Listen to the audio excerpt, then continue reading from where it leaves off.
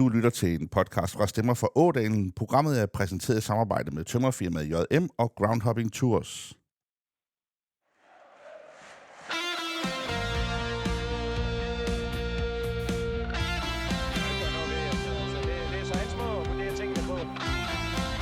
Det er noget, man drikker.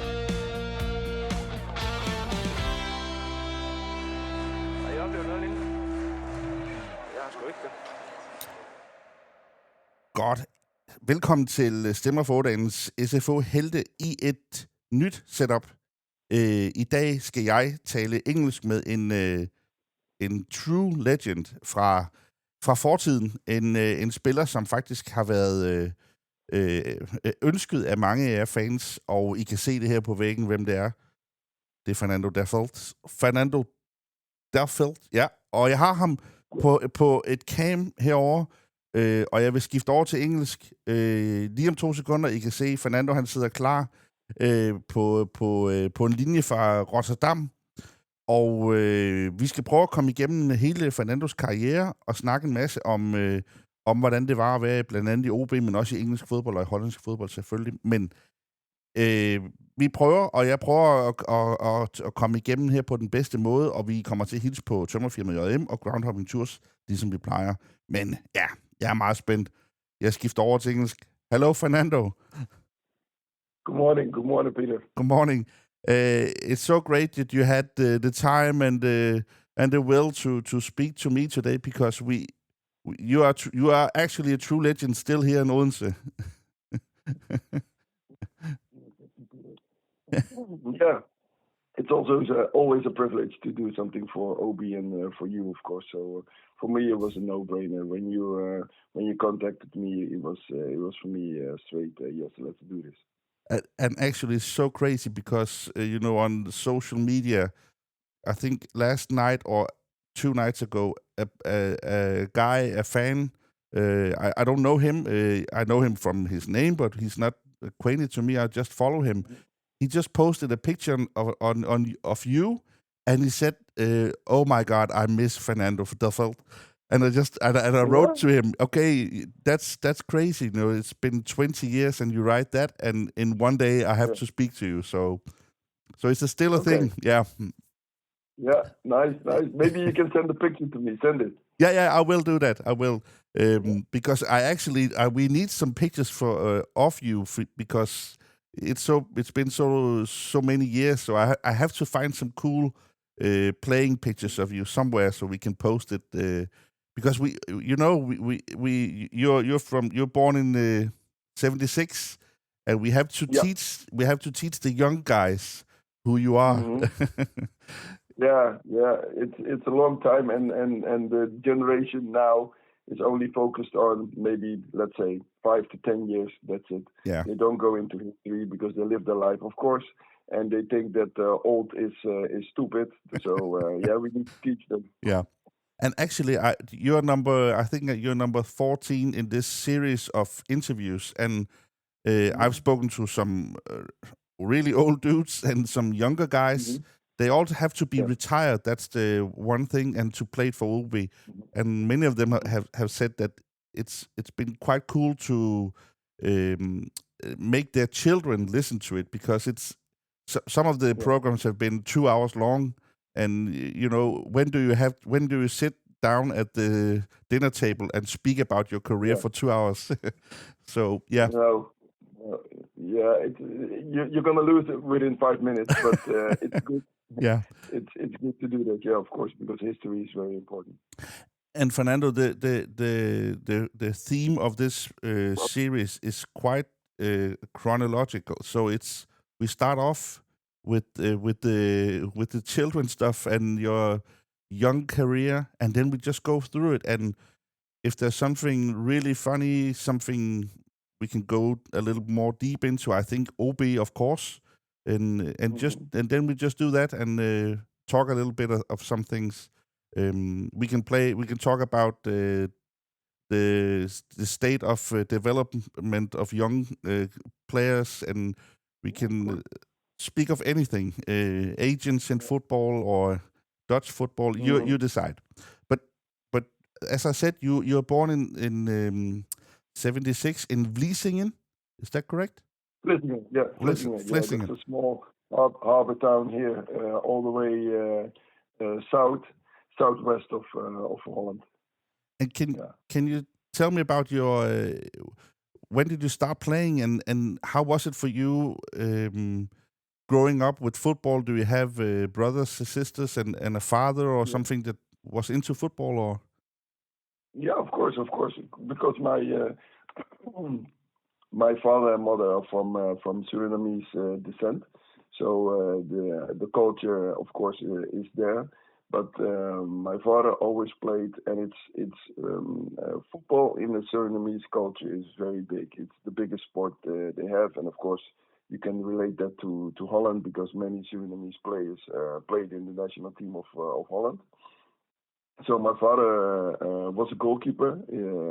He played not that high, but let's say the highest amateur levels in Vlissingen. So for me, it was every weekend, every time there was football. So I went with him, and first he tried to put me on goal, and I said like, no. You could have been an incredible keeper as well, I think.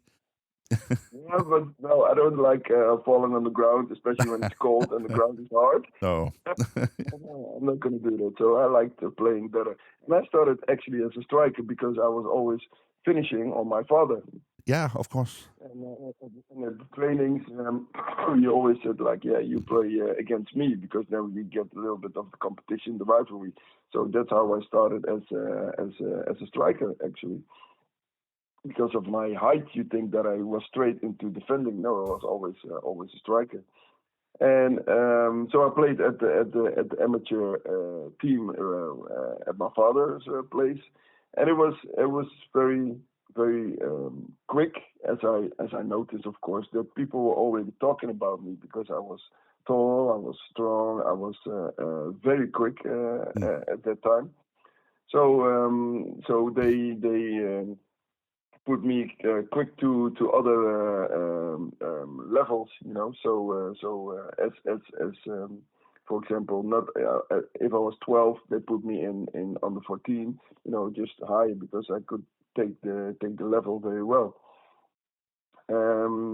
So actually, then my mother, she wanted to live with her family, close to her family. So that's when we moved to Eindhoven. Yeah. Yeah, and then we moved to Eindhoven, and because of all the hype that was around me in Vlissingen, just my father said like, hey, there's open days at the PSV Eindhoven. Let's go and have a look. Maybe you can train for a few hours or come back and then see what happens. So we did that, and we started the clinics. And within 1 hour, there was already a coach coming to my father and say, "Hey, who are you? Where are you from? And is that your son?" And then he said, "Yeah, that's my son." And they said like, "We need him right now in our youth academy." So my father was like, "Okay, cool, nice, super. How are we gonna do that?" So that was, by the way, it was Huub Stevens, very known coach. He was head of the youth back then. So actually, within I think 2 or 3 weeks later, I was already training with the under 13 with PSV. Okay. And how was it? Yeah. Was it an open tryout? Like you can just walk in and try out? No, it was not open, but you had to register before. Yeah, You know okay. that you come in. You have to put your name and your date of birth and where you play, where you come from, and all that stuff. So no, that's what he did, but it was not open at PSV. Nothing is open. No, it was great. It was quick. I did my stuff, and within 1 hour, I was a member of the PSV youth. So that was cool. Yeah. And how was that? Was that as a striker still there? Yeah. Yeah. Yeah. Left winger. Yeah. The left winger. Okay. Yeah.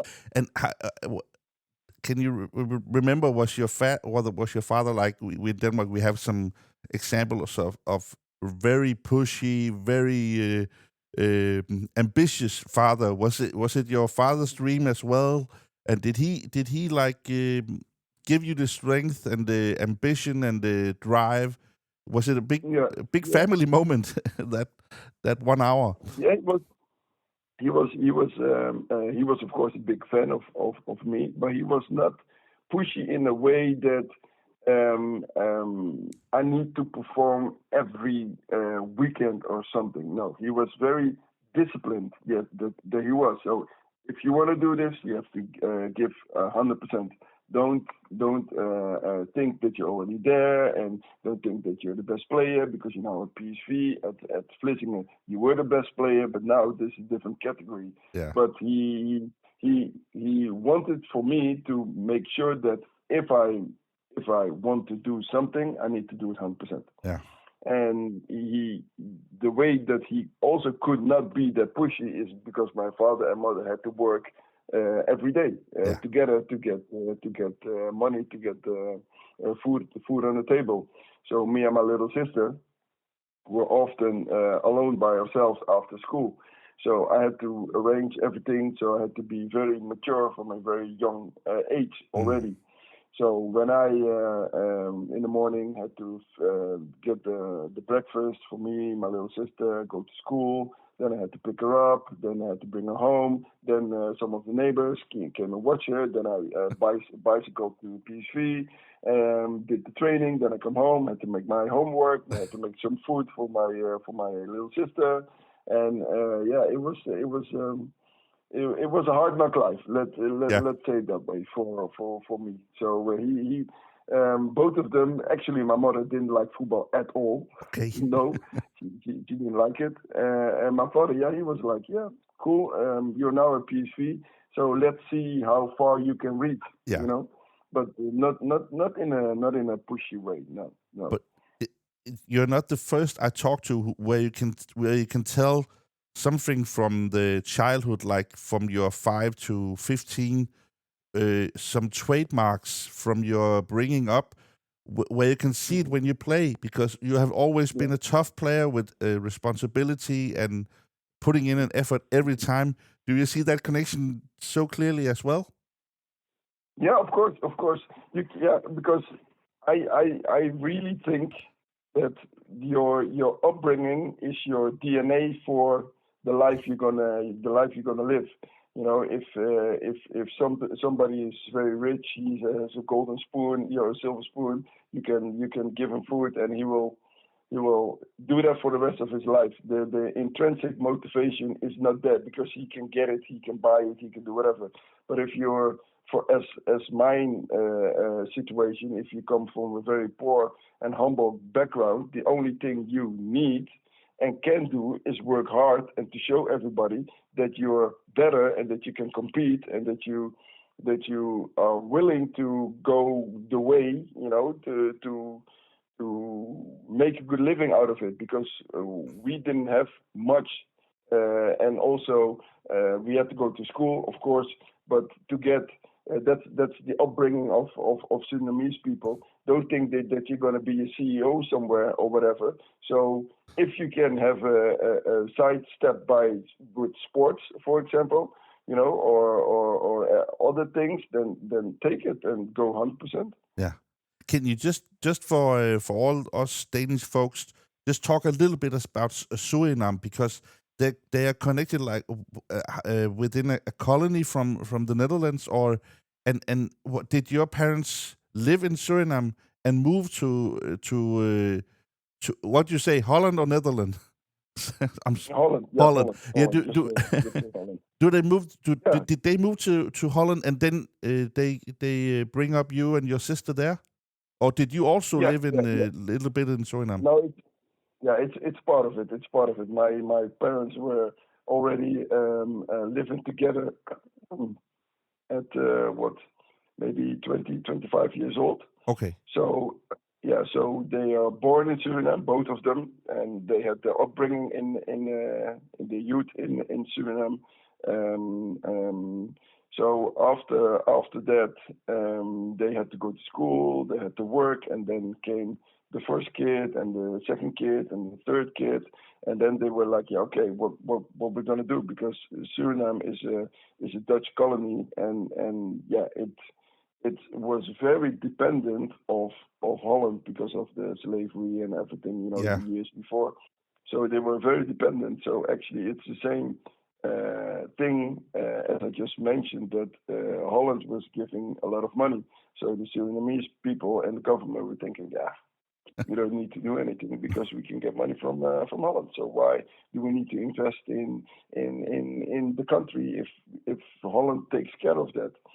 So so my parents saw that coming. A lot of Surinamese people, by the way, and so they were thinking like, okay, the education is not that good in Suriname as it is in Holland. So if we still want to make our lives and the lives of the children better, let's move to Holland and get the education from our kids there. Yeah. So that's why I have 4 more brothers and sisters. So that's why they went first with my mother. Me and my father were staying behind. Then I went to my mother. Then my father went with the boat. Actually, went to Holland, and then they started up taking all the jobs they could because they need to get food on the table and they need to send at least 4 kids to school. So, but from my mother and father's side, there was already a large part of the family was already in Holland. Okay. So that's so you could take care of each other's kids. You know, it's one big family.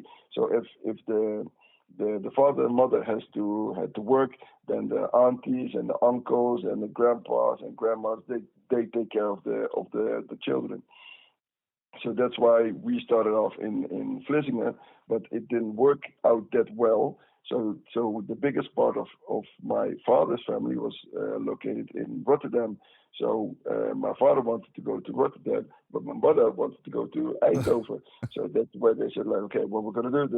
Okay, we go to Eindhoven. But later on, we still moved to Rotterdam because it's a bigger city. There's more to do. There's more Surinamese people in Rotterdam than there were in Eindhoven and in Vlissingen. So that's a little bit of the story about Holland and Suriname. Yeah. But everything is better here because actually in Holland, because there's a big community, Surinamese community in Holland. You know, actually, I think even today, I have to be very careful what I say. I think even today, there is more people, Surinamese people, living in abroad and in Holland than in Suriname itself. Okay, that's crazy. Yeah. Yeah. Because it's a very big country actually. It's 6 times bigger than Holland, but it only has maybe 450,000 people live there. Maybe you can say roughly, let's say 500,000. Yeah. 500,000 people. That's like Fyn. That's like Fyn around Odense. Yeah, that's crazy. Exactly. Yeah. Exactly, but maybe 20 times bigger than Fyn. Oh, that's crazy. So yeah, you have some land for yourself. Yeah. A lot of land. It's land. Okay. It's jungle. You know. It's the Amazon. Yeah. So it's not like you would say I take a stroll in the park. No, you can't.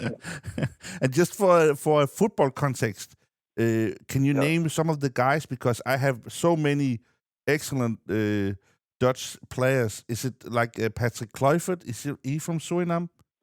Yeah. What about Edgar Davids and Edgar Davids, Clarence Seedorf, Winston Bogarde, Aaron Winter, who would say even more, De Jong, the first De Jong, he is Surinamese. Then let me see even more. Virgil van Dijk has a Surinamese descendant. That's why he's light skinned now. Yeah. Let me see, because for the young kids now. Ruud Gullit, for example, also. Okay. Ruud Gullit. It's also Surinamese. There's Frank Rijkaard. Did I say Frank Rijkaard? No, you didn't. Yeah, okay. That's Yeah. almost every cool Dutch player. yeah. It is. So yeah, but there's a lot of players, a lot. Denzel Dumfries nowadays. Okay. Yeah, he's from the Surinamese, so there's a lot. There's a lot. If the player in the national team has a little bit of color, yeah, let's say 90%, you could say that he's from Surinamese descendant. Okay. Yeah. Okay, cool. That was a good little history and geography lesson, and so we just have to understand, because that must be a very strong community. But do you still have connections to there? Do you go and visit? Do you have lots of family, or do you have it been just cultivated in Holland? No. You can definitely see that. We will never forget our roots. You know what I mean? So even when I was a young kid, when I was just born, if it's possible, we go with the whole family on holiday to Suriname. So every school holiday or whatever, we fly to Suriname. If it's longer than 4 weeks, then we fly back to Suriname. So I've been, of course, to Suriname more than 40 times, almost every year. I was there more before I was 30 than after 30, because then you get kids, of course, and football and all that stuff. And so the thing with Suriname, we will always stay there, even with the people now. You know, the link, the connection is always there. All the Surinamese people from Holland, they go once or twice. They go to Suriname. Even my father now, today, he lives 6 months in Holland. He lives 6 months in Suriname, because they have their own houses there. They invest in Suriname, because the euro is much stronger than the Surinamese dollar. So that's the very connection will always be there. Very cool. And let's get back to the timeline in football, because you're at the youth level in PSV, and how is your start there? And are you just on a rocket as a striker in their academy, or how did you remember that? Yeah. It was a rocket, of course, because people never saw a tall, strong, quick striker like me, you know. And I was good in finishing, but I had the Caribbean vibe in me. So for me, it was just easy. Okay, I scored 2 goals. It's enough, you know. So I was back then. I was very, very lazy. Very lazy, because I did my job until I saw that it was enough. We win, okay. Then that's enough for me. So actually, it started back then that the coach Huub Stevens and many more, of course, but they saw like, okay, we need to teach him a lesson in the game. He needs to be focused and concentrated for 100% the whole game. So when I was in the U15, then I started to play more as a defender, as a left back, because they wanted me to be focused the whole game. Because as a striker, you can have ups and downs. Of course, you don't need to be focused the whole game. You just need to score. But as a defender, you need to be focused the whole game. You know, so they put me left back, and actually, it went crazy. I was good, you know, because I was thinking as a striker, you know, what do strikers do? And I'm going to defend that. Yeah. So that went very well. So after, I think, U16, I was like, but I still wanted to be a striker, you know. I came here as a striker. I want to score goals. Yeah, but you can do that as a defender. I know I can, but I like to be in front more. So that's where the discussion came, and they saw in me actually the perfect left back. Then even in U17, I played more as a central defender, a left central defender, because I could head very well, and my length. They were saying like, yeah, why do we need such a tall player on the side? Yeah. Let's put him in the middle. So that's where this left central and left back came from. But still, I was not happy. So we had discussions and stuff like that. So we had a little bit of argument, and then they said like, okay, this is what we want. If you want something else, then you need to leave the club. Okay. So I was like, okay, if it's that easy, then I don't want to play anymore. So actually, I stopped football when I was 16 years old. Okay. I stopped, and then Yeah. Then I went to the amateur side of PSV, because I had a professional side and an amateur side. Because the amateur side, I could combine that much better with my school and the life back home. With my brothers and sisters and my little sister. So that was even better. So I was happy. I was, of course, very angry that I couldn't be at the PSV anymore. So I was like, you know what? Forget about football. Yeah. I just play at the amateur level. I'm studying very well, so that's cool. And then within 3 months, Willem II came, because a friend of mine who was kicked out of the youth at PSV one season before, he was at Willem II, and of course we played together. So he said like, Fernando, come to Willem II. So I was like, Tilburg, it's another city. It's much smaller. Yeah. I don't know. He said, come on, you can have a look. So I went there. I did actually one training again, and they said like, please come into our youth academy.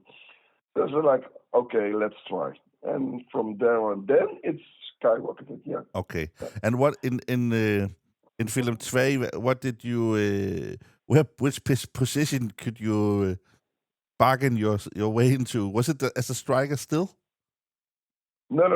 As a central and a left back. Okay. Because they had already very technical players in front, and they asked me, very politely, like, please, would you come here as a central defender and a left back? Yeah. So I was like, okay, and I saw the stadium and I saw the youth academy. It was also very professional. So like, don't worry, I'll do this. Yeah. Don't worry. And for context, we all in Denmark know PSV and Ajax and Feyenoord and Willem II. We all heard about it. Is it a club like Odense? Is it like a smaller city outside the capital, or is it?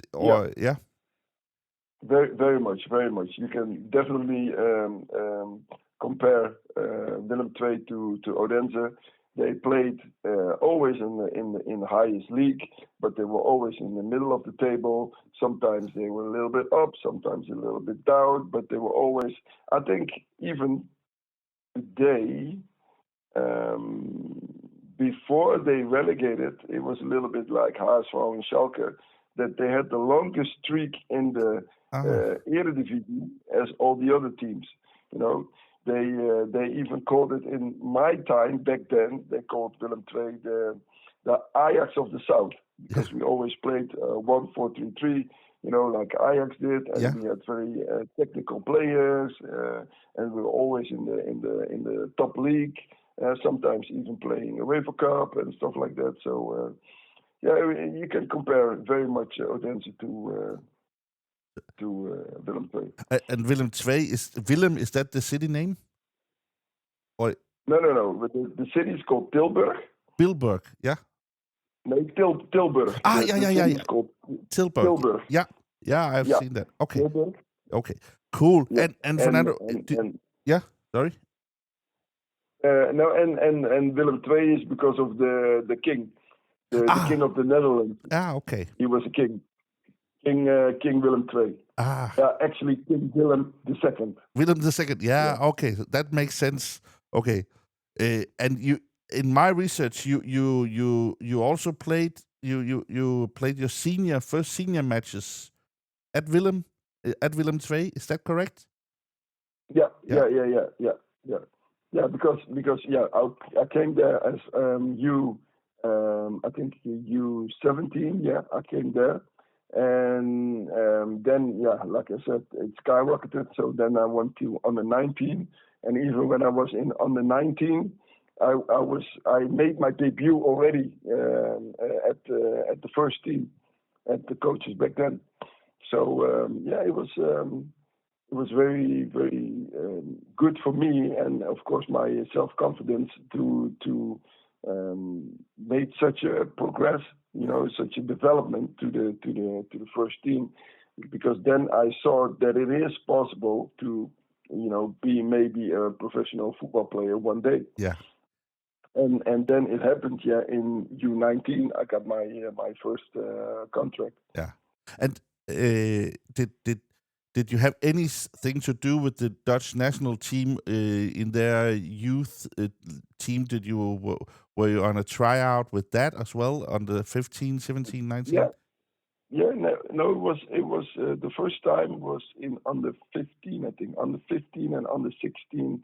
I played, I think, 2 matches with the national youth teams, and that was actually, like you say again, that was actually with the Ajax boys, because just even a little bit more context is that my generation was the first, let's say, crazy generation.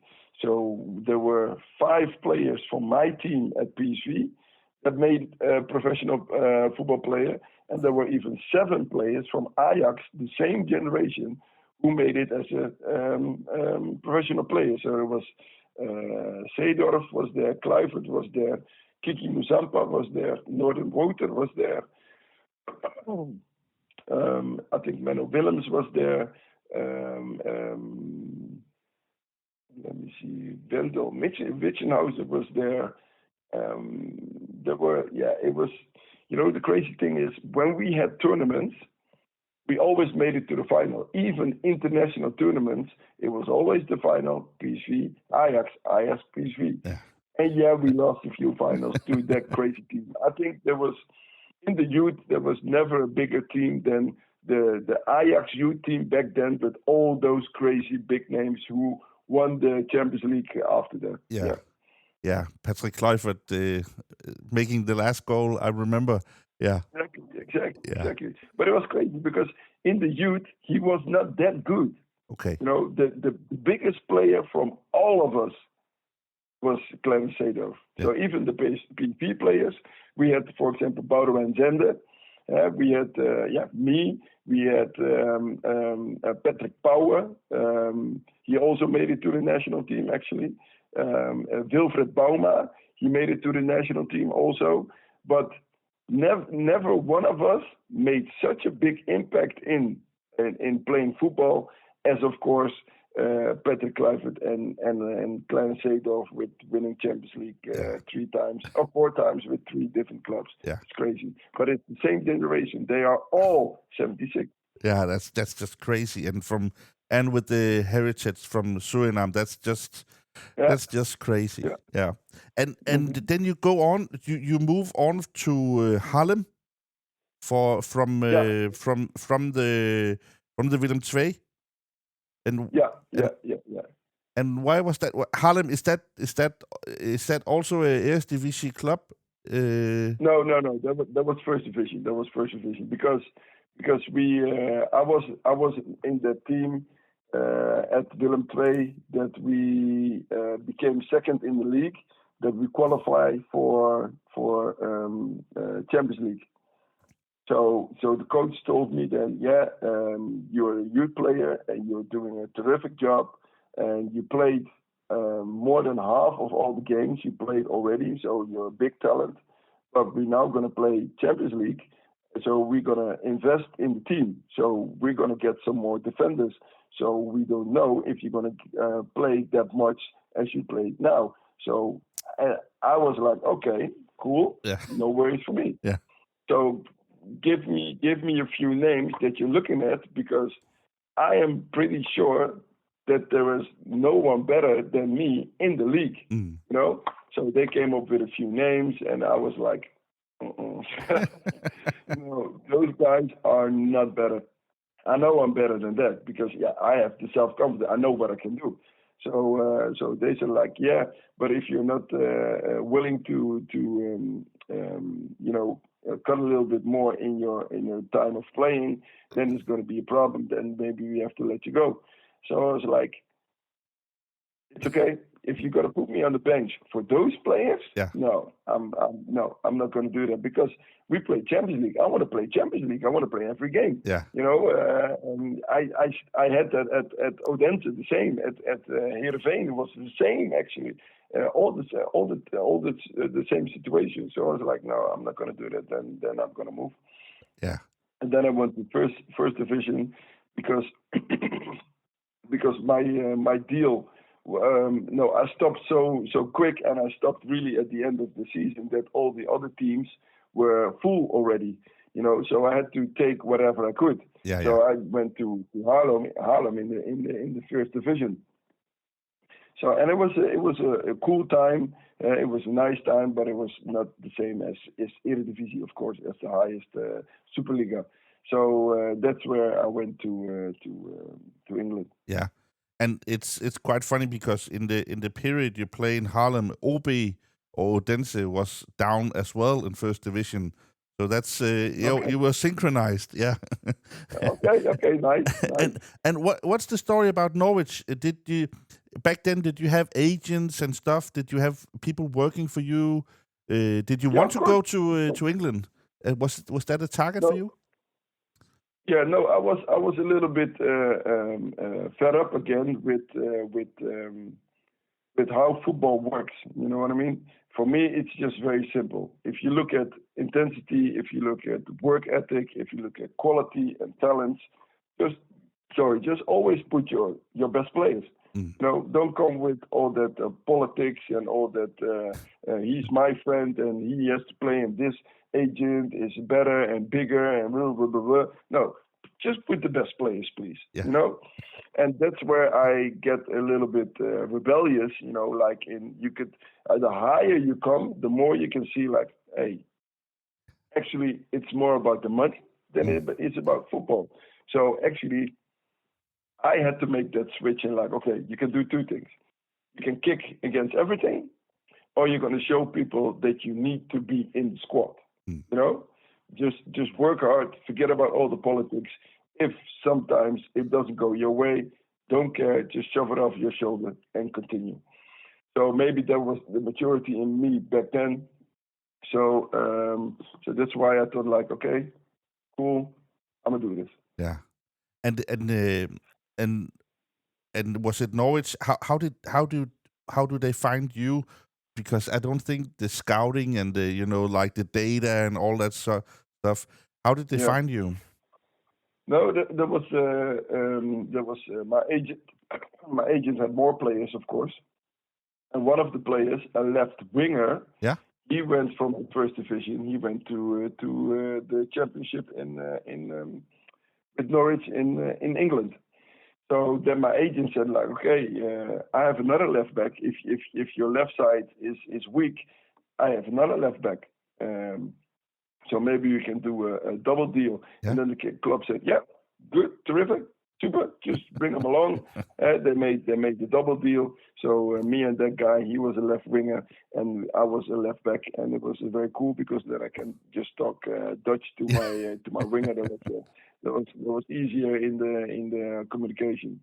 And how was your time there? Because you were in Norwich and in West Brom in the time up to Odense. When you came, how was your time? It was great. It was serious. The passion that English people have is crazy. Yeah. So actually, I always say outside the pitch, it was magnificent. It was beautiful. It was so cool. But on the pitch, I like to play. I like to keep the ball on the ground. I like to play, short passes also. I don't want to play only long balls. And back then it was kick and rush. Yeah. So I was like, hey, every game, a headache. I don't like that. I want to keep the ball on the ground. So So I wanted to change that a little bit. It was even at Norwich City already. I was like, hey, coach, can we play a little bit more like the Dutch way? Keep the ball on the ground, play a little bit more precision game, and make some triangles, and of course, sometimes you need a long ball. And it was like, I don't know how to play that. I was like, you don't know how to play that? Yeah, okay, cool. So then I started to work with the assistant coach because in England you have managers, they stand on top. So I talked to him. So then I was like, okay, I need some guy who's on the pitch all the time. So I talked to my assistant coach of Norwich City, and I showed him some clips. I showed him some training forms we could do and stuff like that. And they did it. Totally shut down. They couldn't see nothing. So I was like, serious? So I played a little bit, yeah. But then my happiness went a little bit down the drain already because every time those long balls, and we were not winning also that much. Yeah. So I was like, yeah, I don't know if I really want that. So then I went to the manager again and saying like, hey, this ain't gonna work. Maybe I want to go back to Holland because then I had already the oldest Sayana. I had her. We had her already. Yeah. So I was like, yeah, I don't know what to do.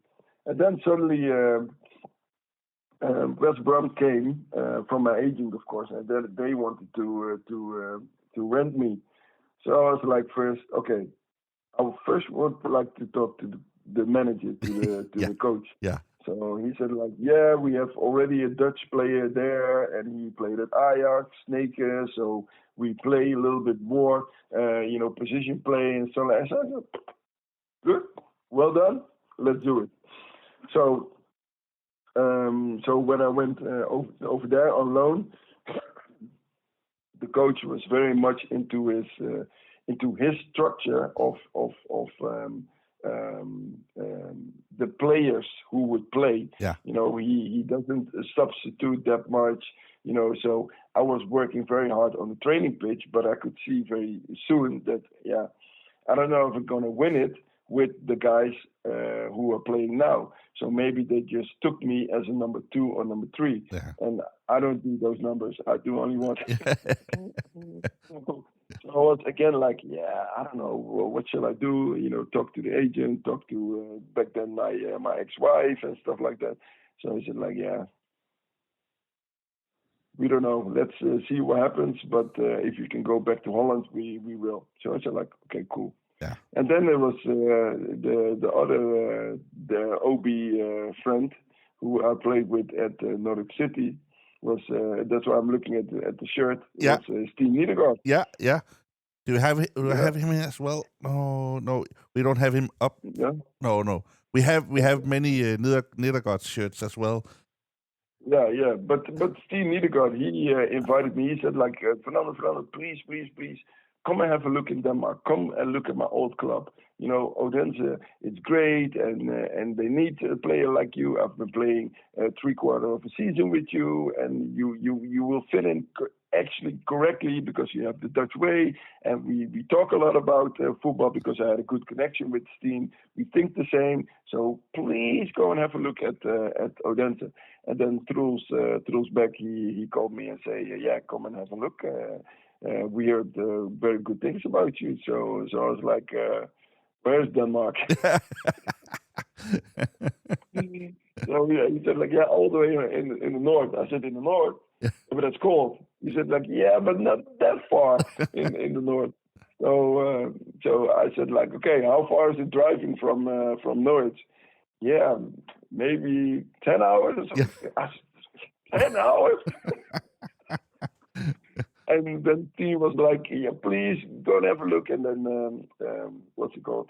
Truls said, please come have a look. So I went there. And again, it was very humble. It was a good vibe, a good feeling, and I looked at, I think I watched the match of you back then. So I said like, cool. I'm a gut feeling guy, I like intuition, and it just felt good. So I said like, no worries, let's do this. I'm not gonna wait for Holland anymore. let's go to Denmark. And it's so funny because I was at the club, working with the website at that time. Yeah. In the life you have memories like flash pictures in your brain, Yeah. and I can't remember the car model, but I can remember you arriving on Dutch plates in a convertible small sports car, and I was just like, you were like a Real Madrid player coming out of that car. Was just, we have a new star, and yeah, you were nice to speak to, and I think you had a very good start, and with your character, and it was just a fit from the start. Can you remember that car? Do you remember? Yeah. Of course, it was a BMW. Yeah, the Z3. Yeah. I know that car. Of course. Yeah, it was very cool. That's why I said 10 hours driving. I said, ooh. Yeah. But like you said, it was a great fit. It was a great match, between the both of us, Odense and me, and even the Danish people, very like you and Asgar. Yeah. It was so nice. It was so cool, and that's why, just a little sidestep. That's why I always said, like, if I get some spare money or whatever, I will always buy an apartment in Copenhagen, not Odense, but Copenhagen, because of the Danish people, the country. It's so nice, so cool, so relaxed. For example, in the 4 years that we lived in Odense, I only had 2 times traffic on the highway. It's unbelievable. 2 times. That's it in 4 years time. That's crazy. Yeah, and in here in Holland, you get 2 times traffic in 6 hours. So it was way different, way relaxed. So I was like, cool. Let's do this. Yeah, it was a straight fit. It was very nice. Yeah.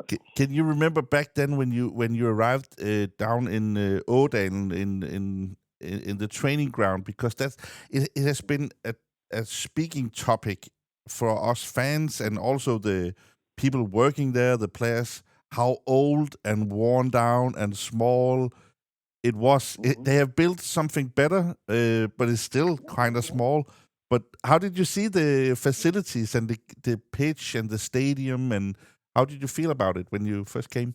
Yeah, it was old, yeah, but I didn't look that much to the facility.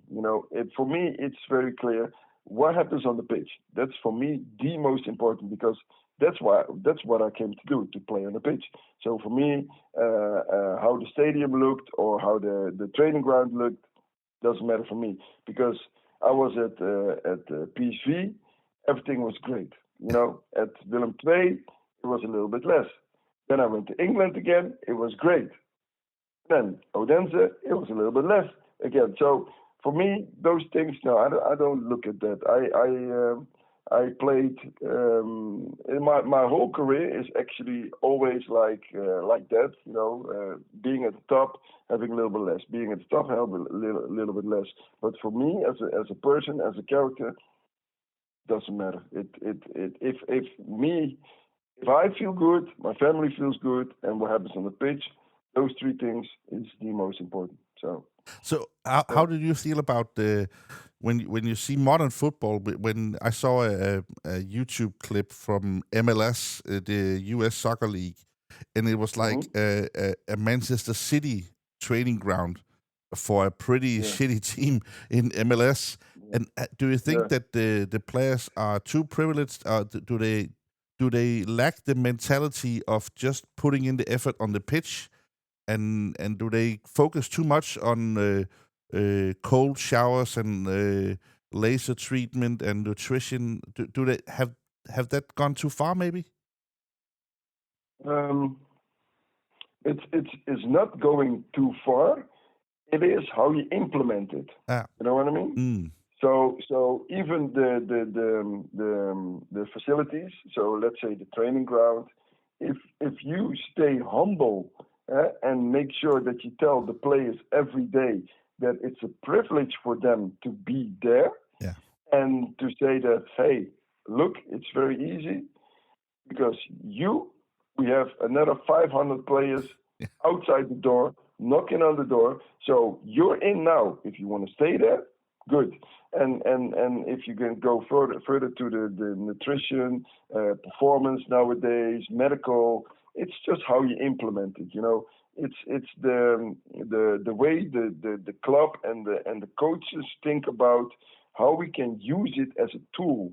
But it's not a system to use to win games. Yeah. You know, because football is still something you do with humans, you know.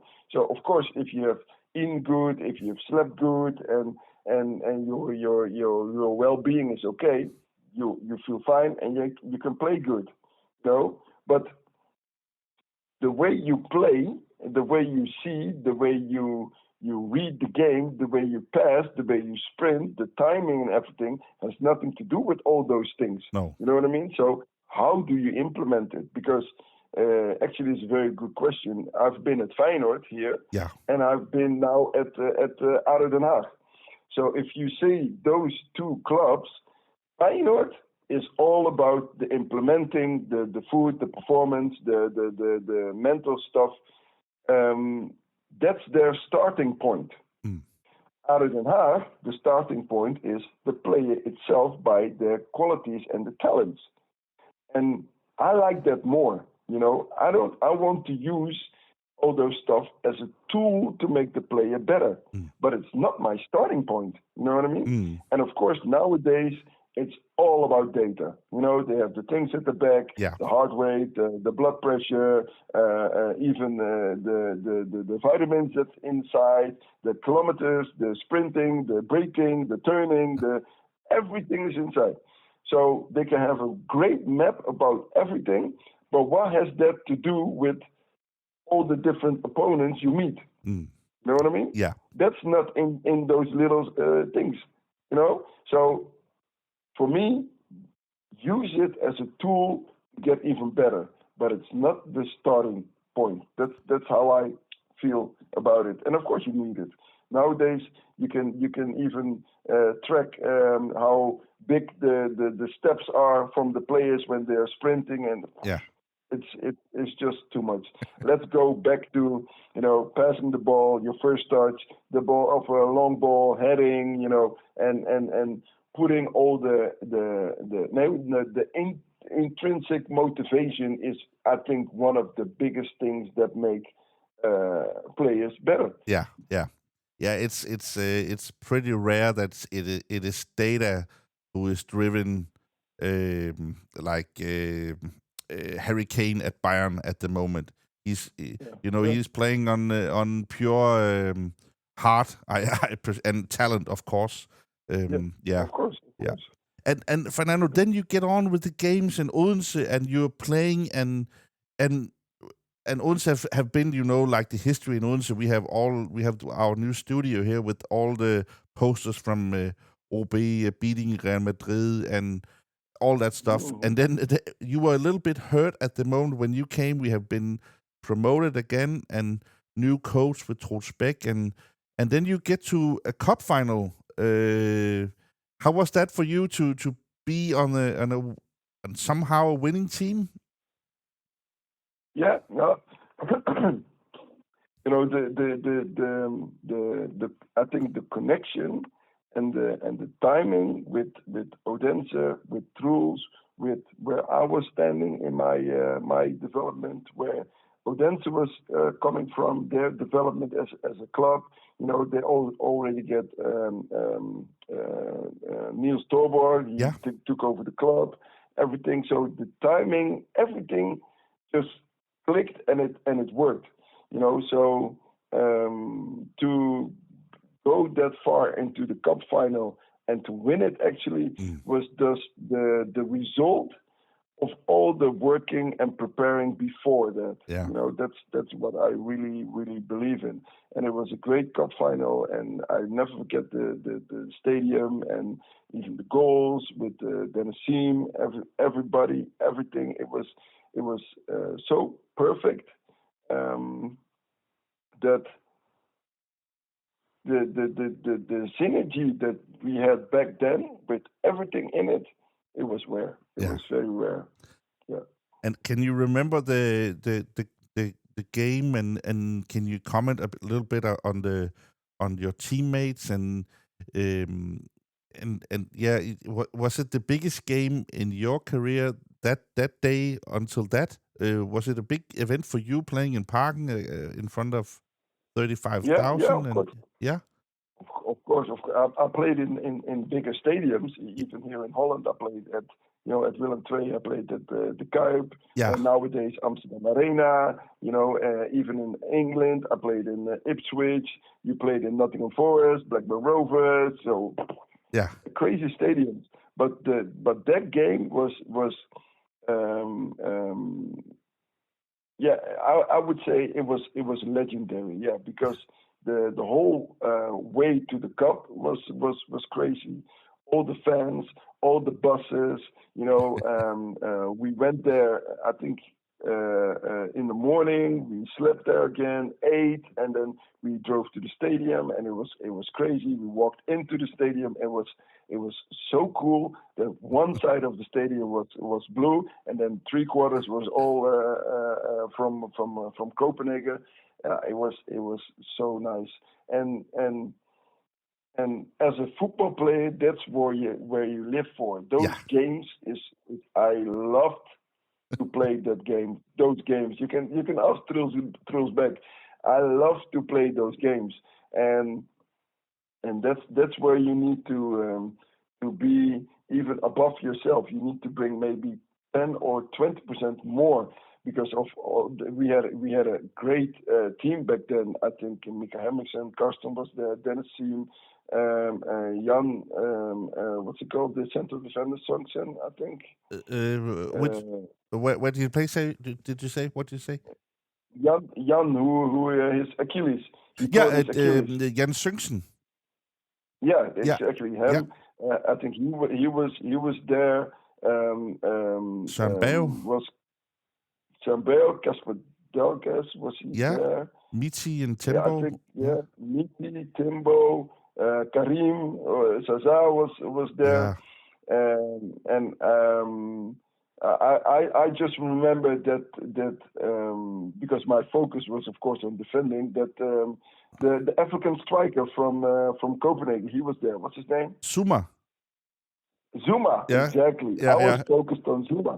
The only thing that he is not going to score today, I know no way he's going to score. So I was focused on very much on Zuma. But I think we were 1-0 in front. Then we came. You come 2-0 up. Yeah. 2-0 up. Yeah. And then I think that was it, because we won the game 2-0. Was it? They had a reduction in the last minutes. They scored a goal, but nobody remembers that. Exactly 2-1. Yeah. And then, that was then they made 2-1. But the feeling that we had on the pitch was, this one is ours. No problem. Okay. Yeah. No problem. And that's how we won the game. Yeah, that was but it was such a cool game. And afterwards, all the celebrations on the pitch, and I think I still have some little pieces from the paper. Yeah. And the team, it was so cool, so nice. Even on the way back on the highway, people were horning and all those cars. It was so cool. It was so nice. Yeah, that game I will never forget. Yeah. Serious, never. And there was a party on the city hall you remember that? Where the crowd sits in the center of Odense. Yeah. People talk about that still. Yeah. Yeah, still today. But did OB didn't win a cup anymore? Yeah, they won it in 7 in a almost a copy paste in Parken against FCK again, and won. Yeah. But that's it. Then they haven't won anything since. They've been 2 times runners up in the league, 3 times runners up behind FCK, and then they have been 15 years of desert walking. In the back. It's a shame. It's a shame. Yeah. And but after Odense, I think I went with Rules at Esberg 2 more finals. Yeah, but, that's it. Yeah. But we were runners up, but let me put it that way. We made some wrong decisions back then. So that's where we lost, I think. So. And how did you remember the level in football in Denmark? Because was the playing style more suited to you? Because very much. I always said that people are not giving the Danish competition the credit that it really needs and has, because I always said that Denmark is Eredivisie light. Yeah. You know, so even the top 4, if you put those 4 into the Eredivisie, I think let's say maybe 1 should relegate, but the other 3 would stay in easily. Yeah. Easily they would stay in. Yeah. And even maybe nowadays, because I'm not into to Danish football that much, because I only look at what Obi does. Yeah. But I see that Aarhus is doing great. Midtjylland now is doing great. What's it called? I think Sonny Juske too. Yeah. So I don't know what's happening nowadays, but I think the Danish football has a great level. I think many Eredivisie players here. Yeah. They also need to play on their toes to be good in Denmark. In Denmark, yeah. And Fernando, we qualified in the in winning the cup. We of course qualified for some European games. And how do you remember that? Were you with the team in Finland, in Mypa, and in Celta Vigo, and the Celta Vigo games are pretty famous here as well. Yeah, of course. I think the Mypa game, was it that we had to win with some goal margin to go through? Yeah. We it was a pretty tough, pretty even games between the 2 teams. Yeah. So yeah. And we. Yeah, it was. I can remember that. Yeah, the Mypa game was very difficult for us, because again we had to go all the way to Finland, so to play that game, and the opponent, we didn't underestimate the opponent, but we didn't think that they were that good. No. So when we played them, we was like, whoa, okay, we need to step it up a little bit more. Yeah. You know, so that's why I remember that we had to win away. We had to win with some goal margin to go through, because at home that game didn't go that good, but away it was better. So that's why we went through. Yeah, I'm a terrible at remembering stuff like this. So I had just had to check it. I was with you guys in Finland. We actually lost the first game up there 1-0, and then we played at home. But you're right, we had to. And Miti, he scored in 2 minutes overtime to 2-0. Yeah. So we were. Exactly. Yeah. You see, so I was just thinking. Okay, I had it a little bit wrong, but the Mypa game we had to win with the goal difference. That's what I remember, because again, it was like I said, we didn't underestimate it, but when we played there, we was like, whoa, hey, those guys are good. Yeah. You know, that's what I remember. So it was correctly. So at home, I cannot remember that much about the 2-0 at home because the impact that I got was the first game that we played with them at their home ground. Yeah. You know, then you played in Vigo. Do you remember that? And we come to the home game. We lost 2-0 in Spain. Yeah. Do you remember that game?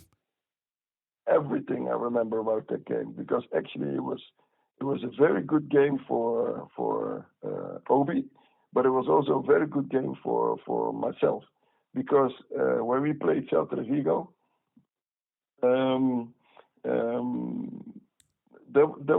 was the first time that we got from the staff, from the coaches, from Truls back then, we got a whole preparation about the whole team, even the players, the strong things, the bad things, how they play, and what they're good at, what their angle is, how they are in the league, and everything. It was terrific. It was very nicely done. So I was like, okay, cool. This game, I want to be the best player in this game. That's what I had in my mind. Yeah. So even Celta Vigo, it was crazy. That was the game that Niels Torborg, we flew with the private jet to Vigo. Yeah, we flew with the private jet to Vigo.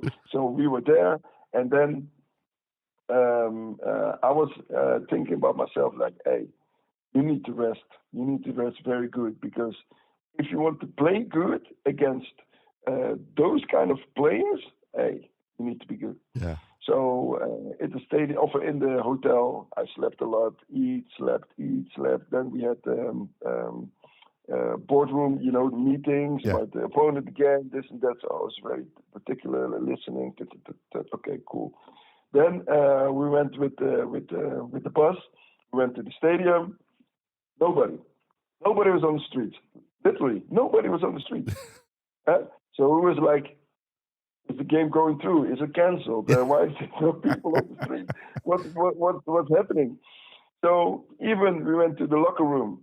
So no noise, nothing.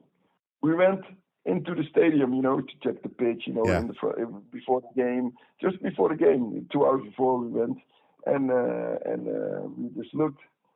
Maybe, let's say it was a stadium of 30,000 people. Maybe there was 4,000 people in the whole stadium. Yeah. So it was like, what's happening here? But still, we were focused on the game.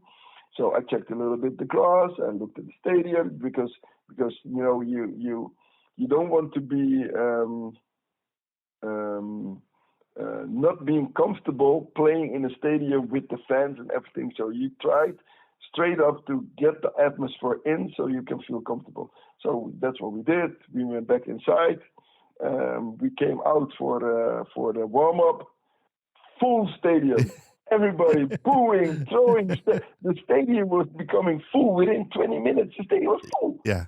Just straight. Because that's what we later heard. We played the game, I think, at 10 or 10:15. Mm. And then they said afterwards, all the people, they get off work because it's in Spain.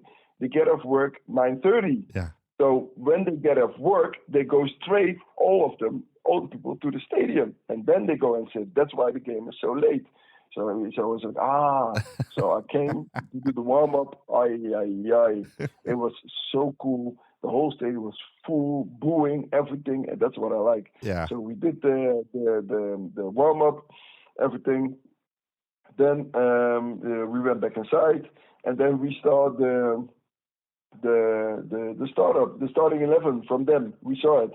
So Benny McCarthy was not playing. Yeah. From the big guys, only was it Silvino? I think even Silvino. Yeah, he and didn't. Mustafa. Yeah, he was out on the bench. Yeah, but Mustafa, he was playing, right? Yeah. He was captain. Yeah. Yeah, and Benny McCarthy was also on the bench. Yes, and then they had Juan Fran. He was playing as well. Yes, Juan Fran was playing. Edu, So we were looking at the starting 11, and we said like, oh, they put Team B. Yeah. They don't want to play, so they think it's going to be easy. So it was like, come on, boys. We're going to get them. But still, it's a good team. Yeah. So we started. So we started the game. Boop, boop, boop, boop. I remember it as it was yesterday. So within 20 minutes, I was so fucking tired. I was sprinting. I was all jewels, that. We were coaching. But the thing was, me and Michael Henderson, he was playing in the center. So I was like, Michael, they come all the way from the right side to my left side. And Michael looked at me. He said, like, I can't hear you. So I was like, leave it, because you had to make all sides. So I said, leave it. So we were in the locker room. He said, like, Fernando, what did you want to say? I said, like, we need to, even with rules, we need to do tactics, that, blah, blah, blah, blah, because now we're getting tired. We cannot keep up the pace that we did first half. We cannot do it the second half. So we changed a little bit. So that was going very good. So I think Benny McCarthy was coming on, I think, the last 20 to 15 minutes. Yeah. He came on. Yeah. Yeah. And still, it was 0-0. So we was like, boys, we have to keep it up. We came also from Denmark. The climate is different in Denmark than it was in Spain. So it was, the humidity was a lot. So we was like, boys, we need to keep it up. Every free kick or corner kick there was, we came just a little bit together and said, hey, boys, keep it up. Okay. So we was like half an hour in. Yeah. Let's try to get it 0-0. We need to keep it 0-0. No goals against, nothing. So it's like, yeah, let's do it. So then Benny McCarthy came on. I think 2 corner kicks, possible 2-0. He's like, oh, fuck. Yeah. So because we knew that, because I knew Benny McCarthy very good. Yeah. Because I played against him in Holland.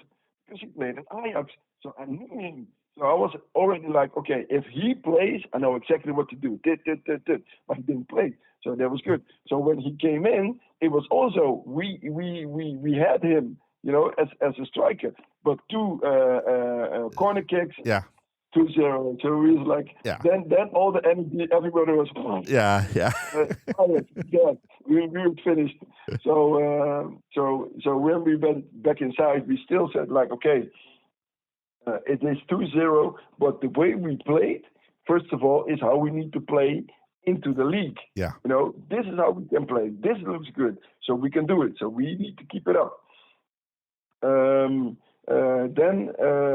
we said, okay, when they come to us at our ground, we're gonna start exactly like we finished in Vigo. Yeah. So everything was cool. Is it also? I have to remember. Is it also that year that we went to go for the championship? In the league? Yeah, in the league. Yeah. You finished 4th that year in the Super League. Yeah, but how much difference was it? The points? Can you see that? Oh yeah, no, I don't have it on my sheet. I will look it up. Yeah, okay. Because I think that we did, from that game, we played very good, and we could have gone first on the table. I remember it even also when it was yesterday. Then we played. Let me think again. Who do we play? I can't remember exactly who we played, but we needed to win that game to be first on the table. Yeah. And I think in that game, Mikael Hemmingsen, we got a penalty kick, and Mikael Hemmingsen took it. Yeah. And he missed it. He missed it. Yeah, it's against Esbjerg. It's against Esbjerg. Yeah. Okay, but that game, and I think it was the same year, was it? I'll check, because that's in the 2002-2003 season. And and I remember that game because there was a red card in that Esbjerg game. I think we had a red card, and we were we were 1-0 down, and then we equalized, and then we got the penalty in the overtime, and he missed it. Exactly. Yeah, but I had the same feeling because we were on that time in the season, we were on a run, and we felt like this could be the year, and then it was like a balloon popping. Oh, exactly. And that's why it was a crazy year. But those memories, they will always stick by me because we were doing that good in, I think, the UEFA Cup. We were doing good, and then in the league as well. But to go back to the UEFA Cup was then Vigo came to us, so we was like, okay, we're just gonna play exactly we're gonna get the intensity high. We're gonna show them that even if it's a super team, we don't care. They are human. They shit. They talk. They do the same as we do. Yeah. So let's give it to them. So we did, and then and then the thing happened with me. So that was crazy. First it was a free kick, right? Yeah. First it was the free kick, and then until this day it was the red card was so fucking crazy, unbelievable.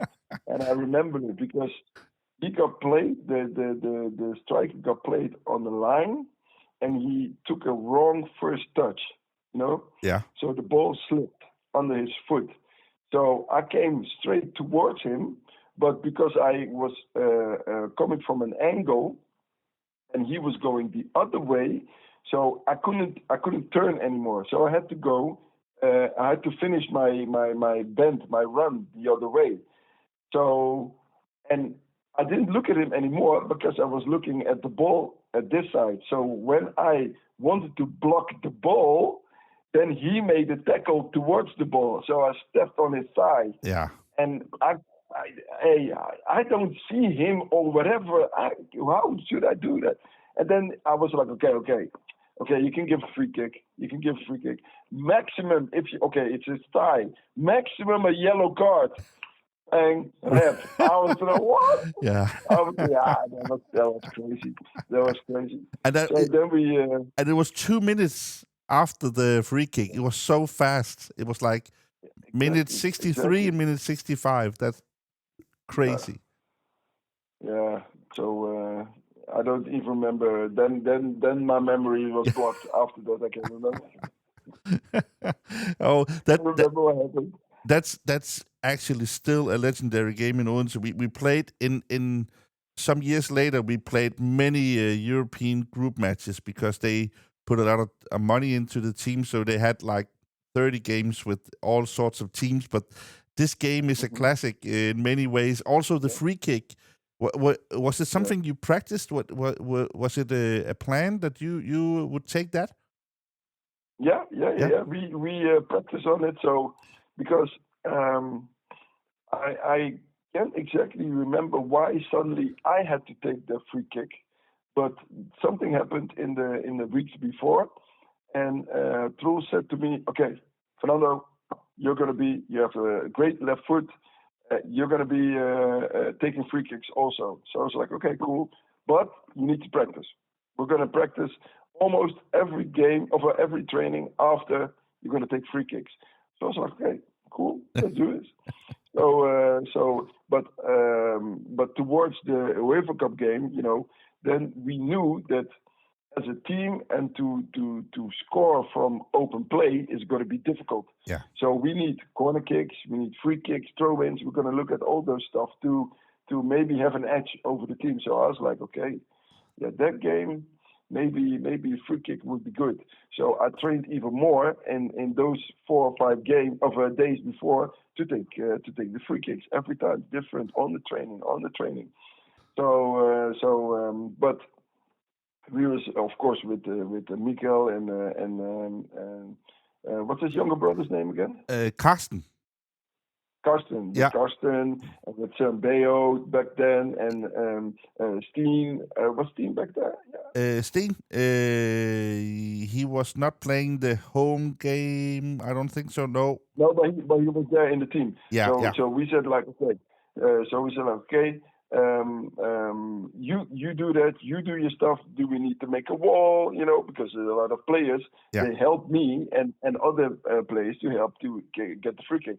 So the only thing was like, okay, this is nice on the training pitch, but in a full stadium with 20,000 people, and you know that you're going to take the free kick, that's going to be different. Yeah. So we was like, okay, this looks good. Now we need to do it in the game. Yeah. I said, okay, don't worry, it's gonna be cool. Yeah. Don't worry.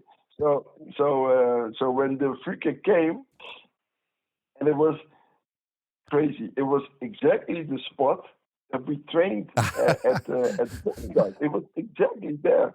So everybody was looking at me like, already, okay, so you do your thing, yeah.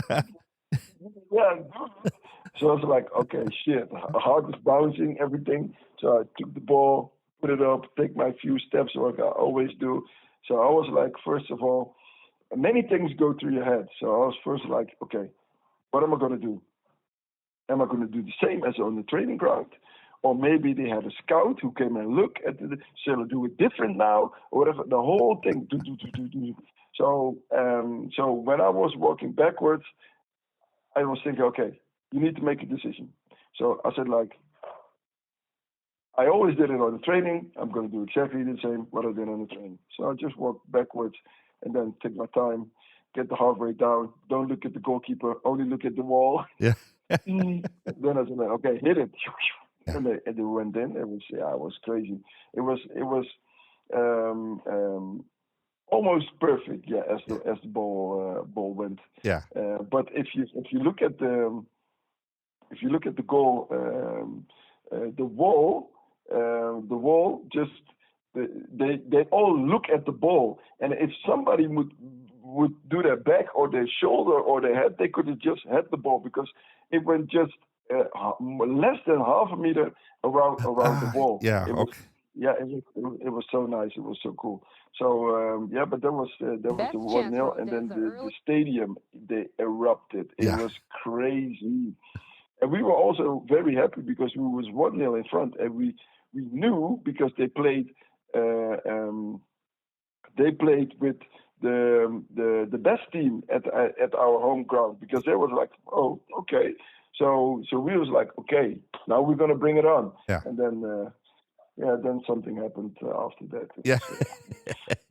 So that was that's a high and a low in a couple of minutes for you. Yeah. Yeah, but still, that guy, he could have given me a yellow card. I didn't do it on purpose. I couldn't. Yeah, but that's it. And then, but it was a great game. It was a great game, and afterwards also, I was so sad. I was so I didn't feel well at all. Okay. I didn't feel well at all. Even the trainings after, because I feel misjudged, of course, by the referee. But the thing that hurt it the most was we could have done again something crazy. Yeah. Crazy. And if we could stay with 11 on the pitch, but yeah. Yeah. It was not that time. It was no. It was not no. It was now it's something we can remember. It could have been more, but yeah, that's it. It should have been more. It should have been more. Yeah, damn referee. Yeah, yeah. Yeah, exactly. Yeah, I hate him. Yeah. Okay, Fernando, I have just a quick, and I'm gonna do it in English because it's quite fine. It's just a message from. We have two partners, and one is called Ground Hopping Tours, and they are a travel company, and I know they for a fact they also do football trips to Holland and to the games there, and we just have to put out that people go to the groundhoppingtours.com. Maybe go and watch, and we come to that in the end of the program. Come and watch some of Fernando's teams. You can maybe. Are you in Sparta Rotterdam now, on the academy, or where are you now? No. I'm with my ladies because I have a very busy schedule. Actually, I'm very tired also at the end of the season. No, I do the ladies. Yeah. The ladies first team of the amateur part of Sparta. I do. Okay. But and that's in the evening training. But at daytime training, I am at ADO Den Haag. I'm assisting U17, and I am head coach of U16. Okay. Cool. Okay, so maybe you have you ever? Okay, we come to that. Ground hopping tours. Go and watch their website. See if there's something in Holland you can go and watch. And just Fernando, just in this segment, can you name the best place you have played where you have been? The most beautiful stadium or wildest experience? What has that been for you? Or a nice football trip? Have you been to Barcelona and watch football, or do you do stuff like that? No. But the best players I played with or against? A stadium you played in. Okay, the stadium, the most crazy stadiums, and that's positive and negative, is I played at the Kuip, Feyenoord. It was crazy. I played at Amsterdam too, the arena, but Parken was beautiful. The cup. Then Red Star. Yeah. Belgrado. Yeah. That game was crazy. Yeah. And we come to that in a minute because that's the next in the timeline. Yeah. And then I played Olympique Marseille with Heerenveen was crazy. That stadium, the U and everything. Yeah. Even a more different stadium. Let's see. No, because all those stadiums that I just mentioned have something to do with a memory that I have about the game. How it happened. But for me, after a certain period of time, you get, of course, more experience. You know what to do. You know how to prepare yourself. So then a stadium is a stadium, a team is a team. I just do my thing, and then we look at the end. We look at the score, and if we won, we won. If we lost, we lost. yeah, that's true. And if you were a travel agent for Dutch football, and you should point to one stadium, we often hear about the Kuip. Is it Feyenoord you would say for a Danish football fan to go and watch the Graafschap against Feyenoord or something regular game, or is it Amsterdam, or what do you think is the best place? The best stadium in Holland is the Kuip. Okay. And everybody knows it. Yeah. The atmosphere, the fans, the way they cheer, the whole game, and everything. The Kuip is the best stadium to go to in Holland if you really want to experience what a real European stadium with the fans should be like. Yeah. 100%. Okay. 100%. Cool. So go and check out ground hopping tours. Maybe they have a game with the Feyenoord at home. And Feyenoord, yeah. And Fernando, we have to move on because I don't want to keep you here all day, So we have to go to Røde Stjerne, or what do you call it, Red Star Belgrade. That was also a crazy double game. Also, the home game was just insane. Can you remember that? Everything. Yeah. I only remember actually I only remember the game away that much. I have to think a little bit because actually I think I didn't play the game at home. Okay. They didn't play all game because I got a little tear up in my hamstring. I think even the first half I already got off. I think it's that game. I will just check the yeah. But the away game, away was crazy. Oh man! So it first started already when we came at the no even before. So the preparation was always, okay, we're going to get a hotel and then everything's cool.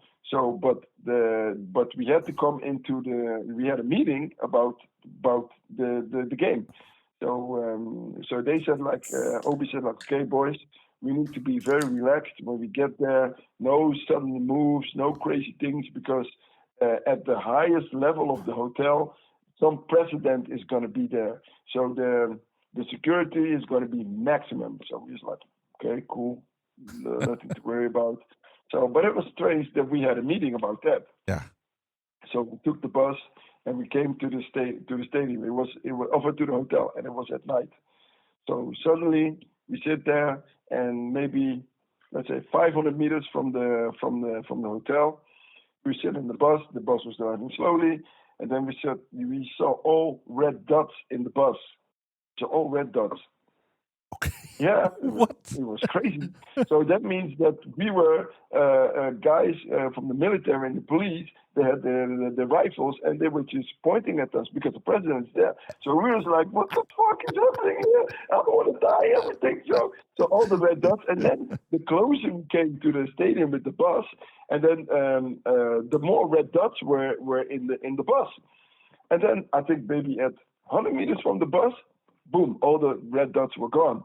So maybe they already called through. So like, no, that's the football team who's coming, and this and that. Let's get all the rifles down.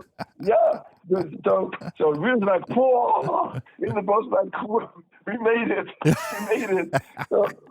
So then we went out the bus, and then the whole the military was standing as a line straight to the entrance of the hotel. So we had to walk straight between them. So we was like, what the fuck, man? This security is crazy. The president must be, but afterwards we knew it was the president of Turkey, a big guy. Okay. Yeah, crazy. Yeah, a big guy was there. So afterwards we noticed. But then we went inside, and the people also said to me, please, you're in the hotel. If you're gonna get lunch or breakfast or dinner or whatever you do, stay on your level, and if you go with the lift and everything, go straight from where you are to where you need to be. Yeah. Don't go wander around or whatever. Don't do that. Just do what you need to do and stay on it. So we was like, yeah, sure. yes, 100%. Afterwards, it was cool, of course, because we had the whole level. We didn't see all the guys with the rifles anymore until we went to the stadium. So we went inside the bus, and then we was driving, and then we just looked around, and then it was poverty. It was crazy. It was so bad. The people on the side of the roads, and all the people sleeping in tents and everything. And that was just maybe 400 or 500 meters from the most richest hotel. 500 meters, it's that poor, So we was like, whoa, crazy. Then we came to the stadium, and all the people were standing, all the fans were standing inside. They didn't want to let us get in, and already intimidating. And so we went inside, and then we went. We this time we didn't go outside to go for the atmosphere. We just went straight to the warm up. Okay. So at the warm up, they were booing at us. They were making monkey sounds, everything to all the black me, Meaty, Timbo, Okay. So it was crazy. Yeah, but then I was like, whatever, man, whatever. I don't care. I really don't care. So in the game, still you could hear it sometimes, all the monkey signs, and I think that game we drew, right? No, 4-4. You play in Odense. You played 2-2, and down there you were 4-3. Yeah, you lost 4-3, and it was 3-3, and you were actually through. So it was exactly. It was pretty. It was crazy, but then that guy, the central defender, what's his name? He went to Manchester United. Vidic. Yes, him. So we already knew, like, okay, that guy is going to Manchester, this guy is going there, this and that, blah blah blah. So we were just focused on Felix, because he was the captain and I think even the best player. Yeah. So we was like, okay, hey boys, that guy, he can play. Yeah. Whatever we do, he can play. So, but then again, corner kick. I think it was Mika, but I can't remember for sure who was marking him. But the corner came, and then he wasn't that big back then, right? So then we saw somebody jumping, I think 2 meters into the air, and he had a header, and he headed the ball contra just in the top corner. So I was already like, what the fuck? And that was the 4-3, and it was crazy because I think also it was in the last 5 minutes or something. Yeah, it's 80. Yeah, 86. Yeah. Yeah, exactly. Yeah. It was the last minute, and crazy. But then I think some things happened also with the people throwing coins. Yeah. And one of the players got a head injury. Yeah. And then also Obi made a complaint to the FIFA and stuff like that. But it was crazy because we just wanted to substitute, and then he got the coin in his head, and then we had to wait again. So it all had to do. I wouldn't say that they wouldn't have scored back then, but it all had to do with the intimidation and making us weaker than we already were because we wanted to substitute, know. And substitute very important. So then I can't remember who it was. It was got a head injury. Yeah, it was Kenneth Müller. He has also been in this program. The little dribbler. Exactly. Yeah. Yes. It was him. Yeah. But that game also I remember very well. It was crazy. Yeah. Crazy. The most craziest game I ever played. Yeah. Hands down. And there were rumors afterwards. Also, people speak about it today that Miti and Tembo didn't know that they were through with 3-3. So when they saw the game, they played like they played very much forward in the last minutes. So I think I don't have the game, but if you see it, they lose the ball and they got the corner kick against because they thought they had to win. Yeah. I can also remember something like that.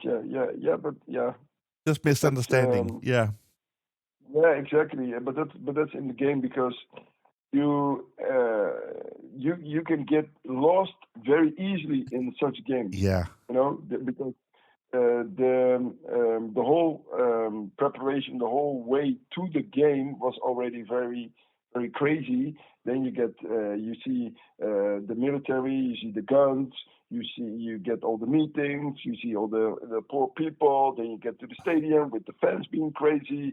Then all the noises. Yeah. So those people know exactly what to do to get to you. You know. So then some guys on the pitch already forget about the game plan, and that's of course it's normal. I don't blame them or whatever, but there's so much going on, and then you score, and then they score, and then equalize again, and then you're in front, and then you equalize, and then, all those stuff. So it was a good learning point. Let's keep it that way. Yeah. And the home game. Just before we move on, it was. Can you remember the fans? It was a 2-2 game, and in Odense, it's still the worst fan trouble there have been. I'm not sure if they pulled the players out, but they came on the pitch, right? Yeah, and they fought the police in the stands, and they threw fireworks at them, and it was just crazy. Yeah, those people are crazy. Yeah. But, I can remember a little bit about that. A little bit about that. Yeah. Cool. And then we fast forward a little bit because then you had your end of your career in Odense. What can you remember the thoughts of maybe signing a new contract with Odense, or you wanted to leave or try some other stuff, or what was your thought? No, not at all. Not at all. I was very happy, and we actually the chairman, what's his name, Niels Torbor. Yeah. We talked a lot. The agent came over. There was a proposition on the table. Everything was there because we were happy in Odense. Serious. It was all good, and I really wanted to stay. But then at the last minute, Heerenveen came. So that's why I really like but that's Heerenveen, you know. First of all, the club is a little bit bigger. Yeah. It's in Holland, you know. We can go back and stuff. So we was really thinking about what we're gonna do, because if I'm comfortable, I'm comfortable. I don't need to leave because for money or this or that. No. For me, money is aside. You know, I need to feel comfortable, and we were comfortable in Odense. So we was thinking very hard. But the decider was made for me was the chairman of Heerenveen. He contacted me. He called me, and he said I've been watching you now for 2 months now. This game, that game, that. So I was like, whoa, that's exactly. And he could really say you made a good pass there, and you made an assist there, but also you have to work on this and that. So I was like, the chairman, and he calls me. Yeah. You know. So then I went. So then after I called some people in Holland, like, do you know this guy? Do you know this guy? They said he's the best. Him and his wife are maybe the best scouts in of Holland. Okay. You know, Annie and Riemer, and he's the guy. The couple. They are the couple that made Heerenveen from the first division. They made it a stable Eredivisie club. That's him. So when he called me and told me all those things, then I could really see that they are interested in me, and that they had a good plan with me, and that they know what my good things are, but also my bad side, so I can and maybe work at it. So that's why I said Obi and Niels, thank you very much. I love what you did for me and everything, and I will never forget it. And that's it. But then I went to Heerenveen. Yeah. But it was no hard feelings or an argument or whatever. No, it's not true. It was just that Heerenveen came at the last minute. Yeah. And I forgot to ask you one question from the Super League era, and then we move on to the last part. Your playing style is still talked of in Odense. When we have at the moment we have a young left back who is he's also colored from, I think he has a mixed parent, and he's like physical. He's devoted to attacking and defending, and he's like the Feld. So you still people remember you in Odense.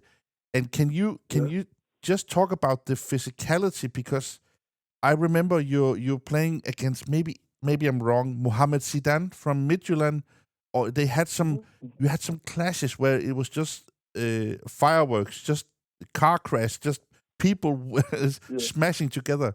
How was your? Did you play like that all places? Yeah. Always. I was like that because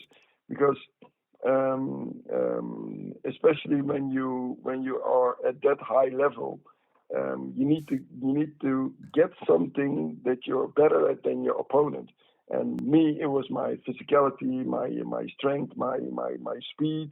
But of course, I wasn't not that movable. You're quick in rotating. Yeah. Because if I get into a smaller player, then I had more difficulties. You know. So I always played like that, and for me, my discipline also in my head, it's always like, okay, try to block the player, then go into his body and try to get the ball free. When the ball is free, then I take the ball, and then you get not a free kick. Try to use one hand, never push or do something with two hands. For me, it's just a riddle in my head. Every situation you assess, but but I always try to get my strengths first. Yeah. And if that doesn't work, then make sure that we sprint together, because I'm also very fast.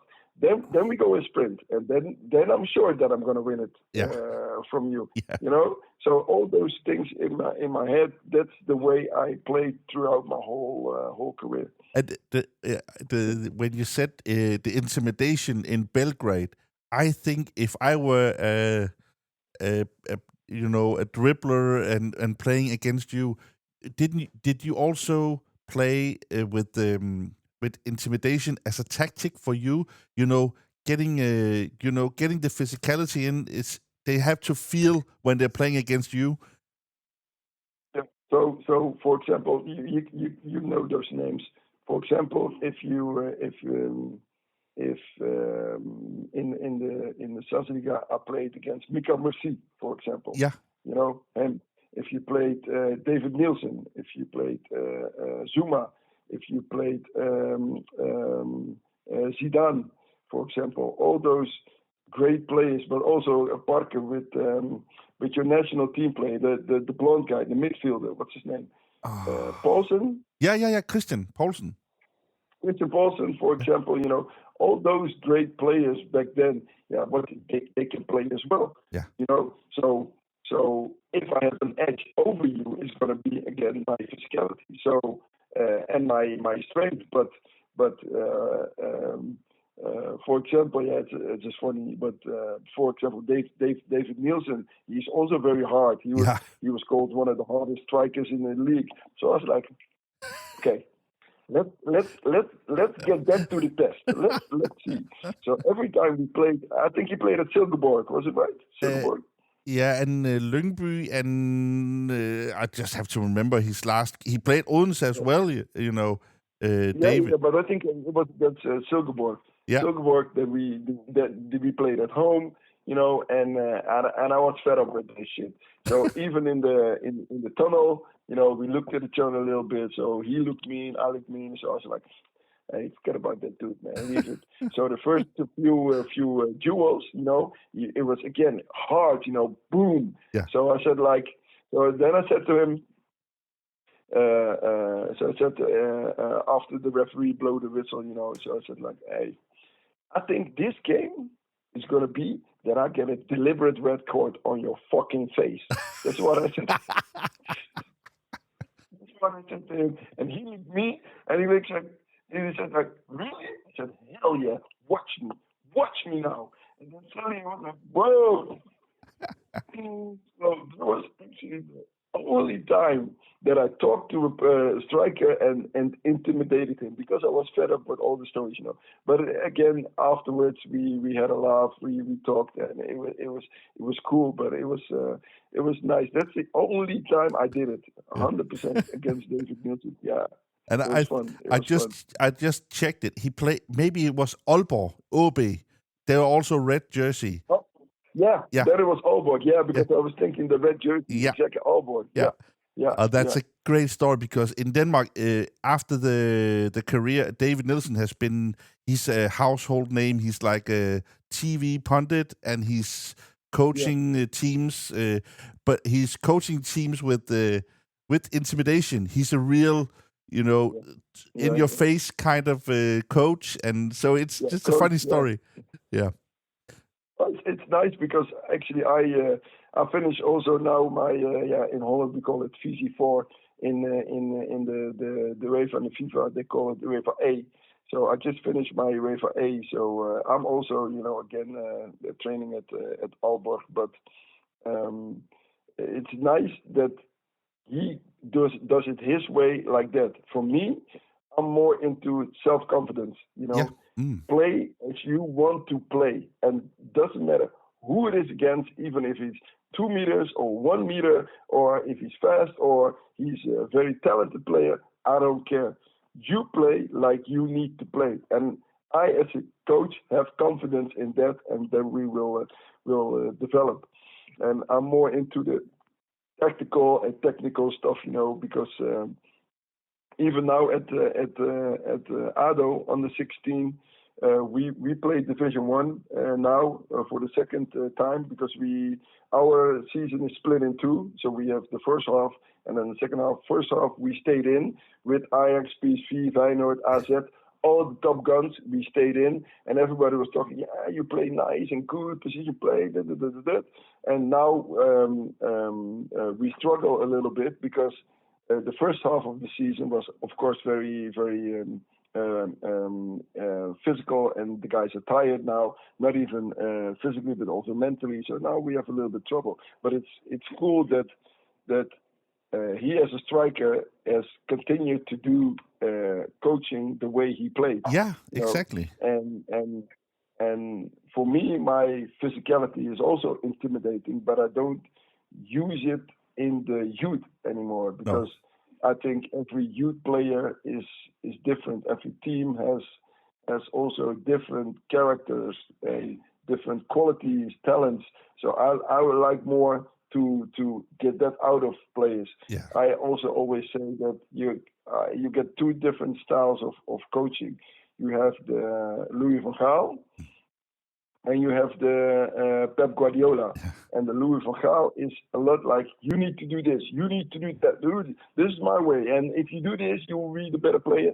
But I'm more like the Pep Guardiola. I look at the player and try to get the most with his talents out of it and try to make a team. But again, I have my highest degree now. I can sit on the bench in the Eredivisie now. So maybe I go to Denmark to now be a coach against David Nielsen. Yeah. Exactly. That could be very nice. Have you ever played against OB? Because I know they travel all the time to Dutch tournaments. Have you seen Odense youth anywhere?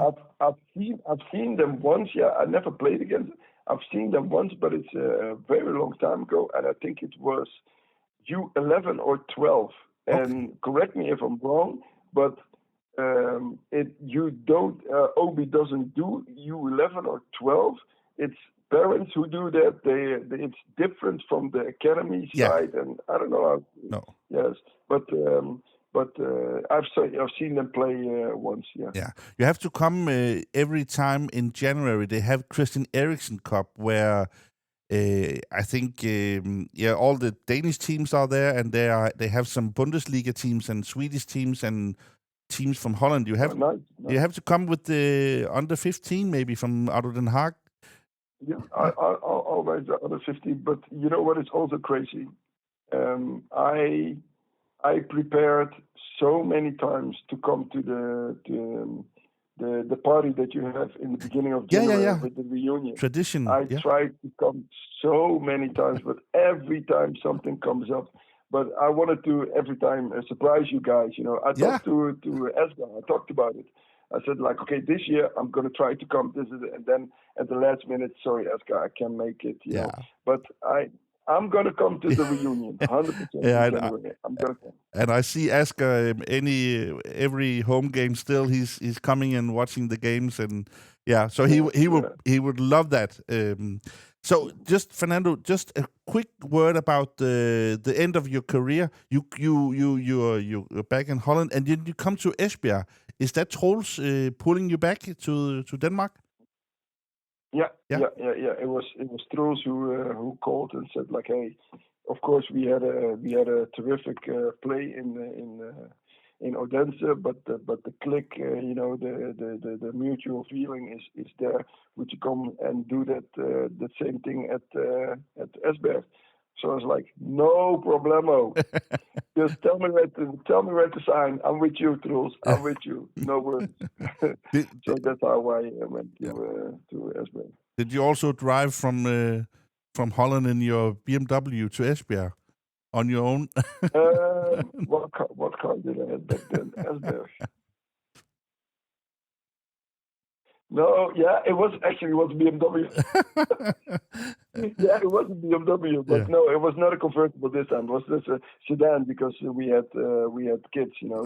Of course. It was a sedan, but the BMW again, M3, crazy. Yeah. And how was your time in Esbjerg? Just in short terms, how did you see that? How was the club compared to Odense? It it was kind of the same. Yeah. You know, the people are the same, Yeah. and the club is almost the same as Odense. So that was good, but you will never get the same feeling, you know, because at Odense it was the first time, you know. Yeah. So now you know already what you can expect. You know the Danish people, you know the country, you know everything. So now you are even more focused on playing football. So but it was a good streak again. I think back then we get 2 finals again, cup finals.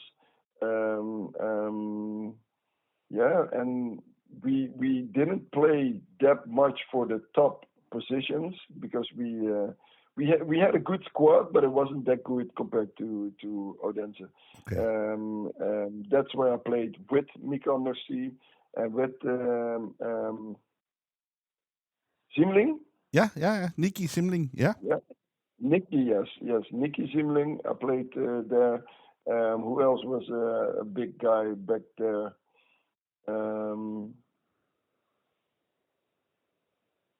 No, the rest I cannot remember. No. That was the 2 Yeah. biggest players there. Yeah. So it was the 3 of us. So me, Mika Mercy, and Zimling. And as far as I can remember. they actually did you know that they actually had Rafael van der Vaart playing in Esbjerg?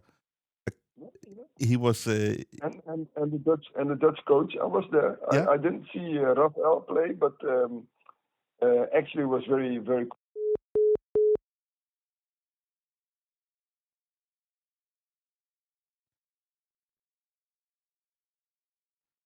just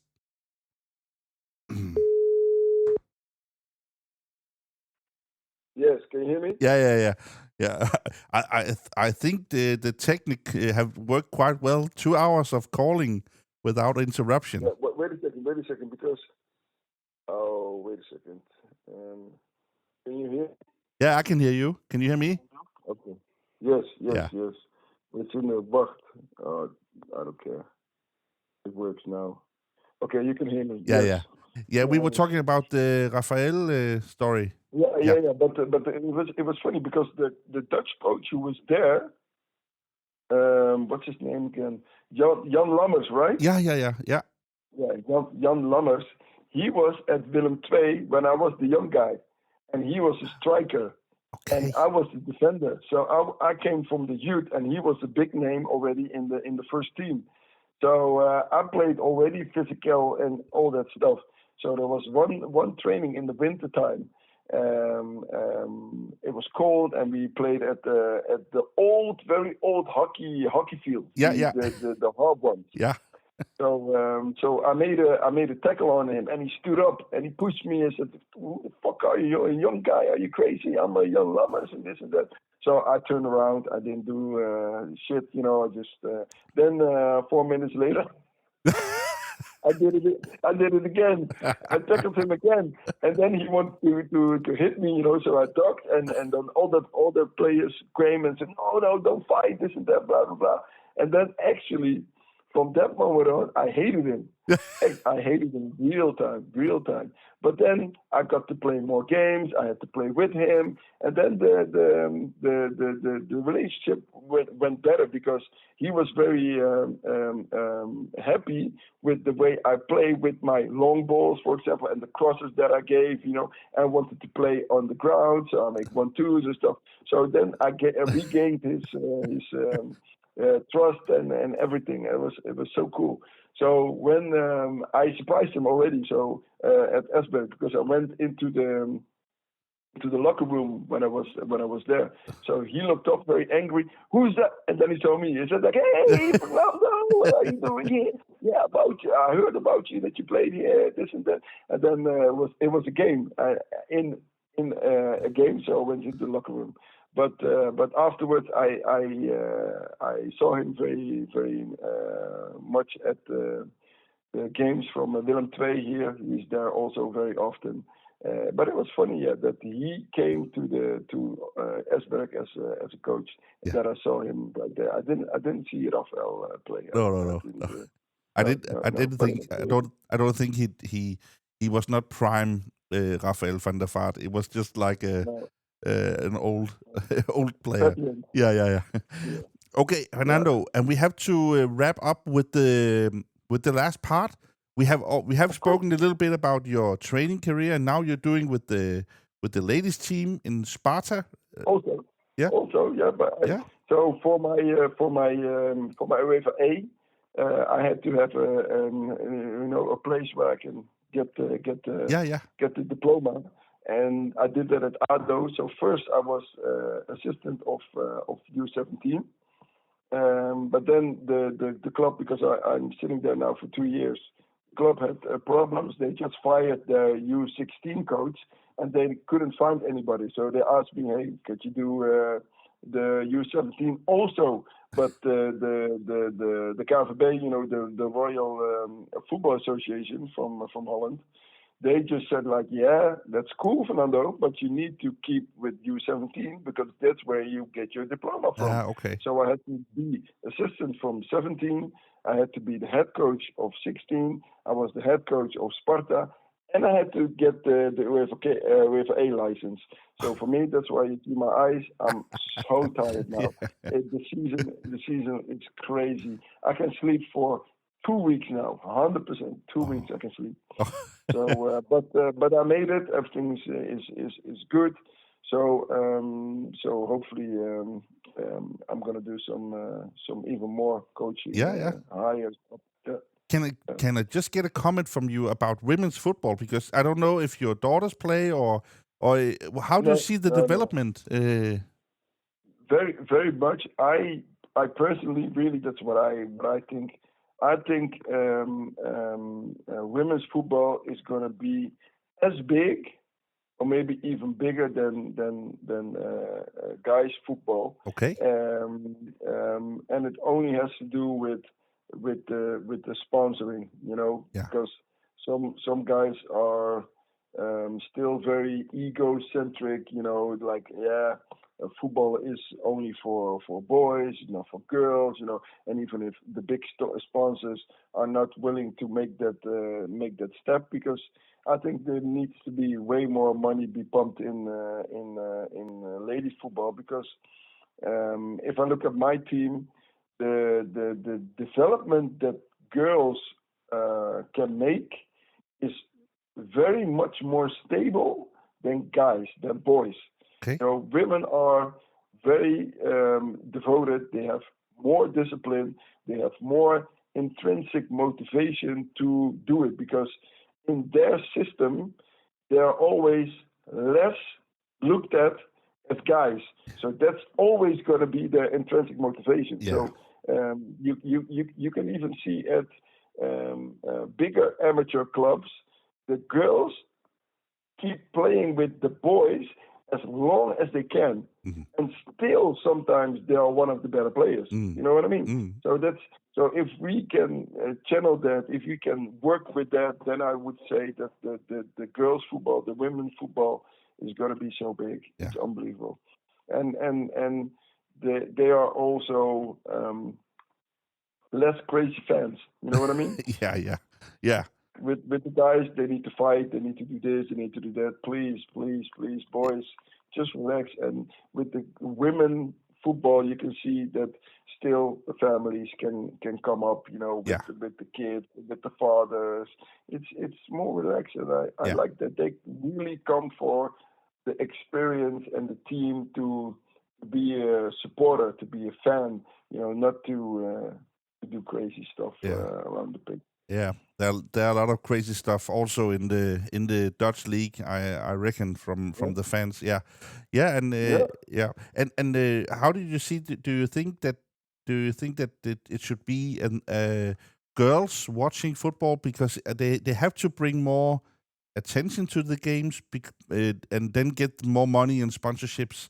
Because I know in Denmark and also in our podcast, OB also have a women's team, but the interest is not is nearly as big for the girls than for the men. I think you have 10,000 people watching the men's game and 200 watching the girls' game. So they have to crack that somehow. Yeah, but the correction has to do with money. Yeah. Clubs, of course, the money that comes in with almost all clubs, of course, they put it on one pile, and then they take a little bit for the youth league or for the youth academy. They take a little bit for the under 23 or 21s, and then they take a little bit from the women. But the women is the same pile that all the sponsors put for the guys. Yeah. So it's difficult for a club to say, okay, we're going to put 20 or 25% from the budget and give it to the women, because then the sponsors are going to say, yeah, but wait a second, the reach that I have is not the same with the women than I have with the guys. Yeah. So if you can split it up or be very open and about what you do with your budget, then I think there should go more money to the women's team, as in the youth women, girls playing into the first team, into the facilities that they have. Then it starts to roll. Or you could make the women's team and separate entity next to the guys, so they can have their sponsoring. They play with the same name, they play hopefully in the same stadium, everything. But then the sponsoring would be different. Maybe you can make it a different entity. But that's what the directors and everything have to decide. Of course, I have some thought about it because I'm into the women's now. Yeah. But there are solutions, but it has to start. It has to begin with the way that sponsors are thinking about also sponsoring girls. Yeah, great, Fernando. That's a good little side twist. With we also remember to talk about that. We have to make the final segment now. And have very much looked forward to this. And this segment is with your starting lineup, 11 players you have picked. And it's with the company called Tømmerfirmaet JM. They are a lumber company, doing building stuff in Odense. Great Odense fans. I'm 100% sure they are big Fernando Derveld fans as well. So they are partners in this segment, and we will put, on our SoMe, we will do the lineup and post it. It's your dream team or favorite team. So Fernando, it's your choice. You can play any crazy Dutch system 1, 2, 2. Let me write it down. Yeah, let me write it down first. Yeah. Then we have him here. Then we have this. Then we have. Can I put myself in the team? Oh yeah. Some have done that. It's all up to you. The only rule is you have to play with them. I had. Of course. So we normally start with the keeper, with the goalkeeper. Yeah. Wait a second. Yeah. And then we have midfielders is him. Yes, Bosveld. And then we have Hinton. And then we have a little problem at the left back of the left. Oh no, I know. Yeah. Yeah, I got it. Yeah. Okay. Who's your goalkeeper? My goalkeeper. Can I also say who I had to choose? Yeah, exactly. Yeah, you can have some honorable mentions. Yeah. Okay. So the goalkeeper is Karim Zaza. Yeah, he's so good. Yeah, I had to choose because of. I also could choose Anders Ninnegaard. Yeah. I also played with him. I played with Boy Waterman. He's now at PSV. So, but I would go for Zaza because of his penalty stopping speciality. Yeah. So that's Karim. Then we go to right back. Yeah. That's difficult. Yeah. Difficult because I got two names, Danish names actually. Okay. Yeah. Steen Nedergaard and Lars Jacobsen. Yeah. Lars Jacobsen has also been in this program. Yeah. Of course, so... Yeah, good players. Tell me, flip a coin, whatever. Yeah. But... Steen Nedergaard. Yeah. And I forgot to say something when you spoke about him bringing you to Odense. He's actually chief scout in Slavia Prague. Okay. Yeah. Okay. So he's like, when I often speak to him. He's like a machine in spotting players and matching them with clubs. So he had the talent already set then. He started with me. Yeah. Exactly. Yeah. Cool. Yeah. But the thing is that why I choose Steen is because of his crossing ability. Yeah. He could cross the ball so hard, so specific, so right to the point that as a striker you didn't need to do nothing. Yeah. So that's why Steen Nedergaard is my number 2. Yeah. Then right central defender. This is without a doubt my best player, one of the best players played with Sami Hyppia. Okay. We played together at Willem II. Sami Hyppia, yeah. He played in Liverpool, right?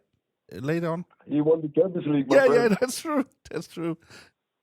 Sami He Hyppia. played somewhere in Liverpool, yeah, right? Yeah, right. Yeah. He won the Champions League, Hyppia, yeah. Yeah, that's me, myself, and I. So, but if I had to put somebody else there, then I would put actually 2 right-footed center defender. That would be Bert Konteman. And Bert Konteman, I played with him also in Willem II, and he was a national team player also. I think he has, maybe 10 caps or something. So he was also a good player. So, but I go for myself, of course. Yeah. Yours truly. In the center defense. Yeah. So left it's me, and right it's Hyppia. Yeah, nice. And then left back is Boudewijn Zenden. Oh. You know him? Yeah. He played at Barcelona as well. We played together in the youth of PSV. We played 6 years together. Okay. So also in the national team, always playing with Boudewijn. Yeah. He actually also was a left winger, and they made him a left back. Okay. I remember. Did he play in Inter Milan as well? I can't remember. Did he play in Italy? No. No, I can't remember. No. Great player. People know him in the whole world. Yeah. Yeah. But then actually I go for my 2 6s because I like to play. My system is 1-4-2-3-1. So I like to play with 2 6s. Actually, it's 1-4-3-3, but my wingers are defensive-wise a little bit lower. Okay. So that's why. So I play with 2 6s, and then my first 6 is Paul Bosveld. Yeah. You remember him? He's from Feyenoord, many national team. He played at Manchester City. Yep. He was a captain. He won the UEFA Cup as well with Feyenoord. And I played with him at Heerenveen, and still it was crazy. It was crazy. The things that he did with the ball, his way of running, his coaching, his tactical. He always stood right, and he almost never gave a bad pass. They were crazy. Yeah, and the other one is my mentor in the youth of Willem II. That's Mark van Hinten. He played at Willem II as well, and he was my mentor because he's a left midfielder. So when I was left center or left back, I always played with him. Yeah. And always in training, we talked a lot. He said, you need to do this, you need to do that. If you want to become better in the league and against very good opponents, you need to do this better. So he was my mentor. He was a really, really good mentor for me. So that's why I put him as a number 6. Mm. Then at number 10, Samaras. Do you remember Samaras? Samaras, the Greek national team player. Yeah. He played in Holland. right? Yeah, Heerenveen. I played with him at Heerenveen. Yeah. Yeah. Giorgio, I think it's Giorgio Samaras. Yeah. So he's my number 10. I call him the snake because he was even taller than me. Yeah. But the way he handled the ball and his opponent, he was always moving his body, and you couldn't give him a shove or whatever. He always was like he was in your head without you knowing it. He knew already what you're going to do. It was very nice, and he scored very good goals. He was nominated actually to make the most beautiful goal in the Eredivisie. Okay. In 2005, 2006. Yeah, he took the ball from the midline. He went all the way from the sideline to the corner line, and then he hit the ball in the short corner from the goalkeeper. A crazy goal, but that's Samaras. Yeah. So that's my number 10. Cool. Then we go to number 7, my right winger. That's Yildirim. We call him Yildirim. Yildirim, yeah. Do I need to spell it for you? Yeah, please. Okay, it's the Y. Yeah. Then the I, L, D, I, R, I, M. Yeah, Yildirim. Yildirim. Yeah. And he has a crazy story that's unbelievable. He was. Yeah, I know it's going to sound crazy. Really, it sounds very crazy. But he was 85% David Beckham. Okay. Exactly the same. So he was not a dribbler. He was not a sprinter. He was get the ball, and his right foot was crazy. Crazy. He won a free kick championship with Zidane and Beckham. He won it with them in it. Okay. and it was crazy because we mocked him a lot, but it was marketing wise, because Adidas, they were the sponsor. Marketing wise, it wouldn't fit. So the price was €50,000 and a car. But he never got any of it because he was Yildirim, just a small guy from Heerenveen. You know what I mean? Yeah. He won that tournament. He won it from the best free kick players in the world. It was crazy. And that's how we got to the national team, actually. He has a few caps. Yeah, he has a few caps. But he had to choose between Holland and Turkey. I don't know what it was. Yeah, my mind told me he was Turkish, but did he play for Holland? Exactly. But, yeah, he played for Holland. Yeah. I think one cap or something. But his free kick was unbelievable, and his crossing. So he was. I would put him as my number 7, right winger. Then the left winger is another Finnish guy, Jonas Kolka. Yeah. Yeah, Jonas Kolka. So he's my left winger. So actually, this was the left side that we play with at Willem II. So Kolka was left winger. Van Hinten was a left midfielder, and then I was central or left back. So this is my left side. But Jonas Kolka, unbelievable. When him and Hippia came to Willem II, I played with them in the second team, and I played with them in the first team. But Jonas Kolka was that's the first time that I saw, as they call it now, as the Cristiano Ronaldo regime. Yeah. You know, just before the training, do your stuff. In the training and after training, look at your food, do the fitness correctly, and do everything to improve every training. That's what Jonas did at Willem II. It was unbelievable. It didn't matter for him if it was raining, if it was cold, or if it was hot.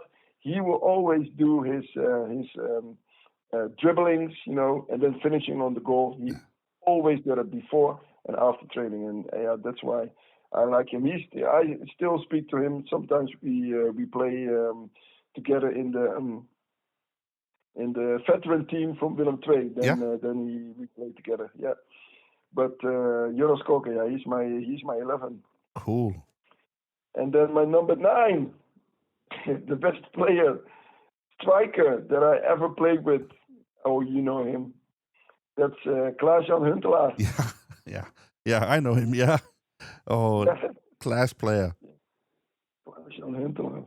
We played again at Heerenveen together. And then he was already incredible. And then he got transferred to Ajax, but at Heerenveen too. At the trainings, his finishing. Of course, you have Marco van Basten. Of course, you have Ruud van Nistelrooy. But as a finisher, he is up with them. He always hits the ball correctly. It's unbelievable. It doesn't matter how his body is. He hits the ball correctly. Crazy. And when you have experienced that firsthand yourself, how can you teach that to young kids, or is it just gifted? You can. Yeah, it's the same as the comparison between Messi and Cristiano Ronaldo. Yeah. You can work till a certain level. You can work and you can train, but if you have stuff hidden in your DNA, in your blood, it's. And that's with Klaas-Jan the same. It doesn't matter. Look at all of his goals. It doesn't matter if it's from 30 yards or even from 5. He always hits the ball correctly. And it doesn't matter where the keeper is standing. It will go into the goal. Yeah, it's remarkable. It's crazy. Yeah, it's crazy. At the training we always had on Friday, we had before the game we had a little drill. That's called that the striker from the middle of the pitch puts the ball to the winger, and then the winger crosses the ball, and then you finish. And then the two of you are together, and then if you make the mace goal, then you won the drill. And Klaas always came to me, Fernando, we're together, Fernando, because he liked my crossing my left foot, Yeah. And then it's better for him because when the cross comes from the left, his right is on this side. Exactly. You know what I mean? Yeah.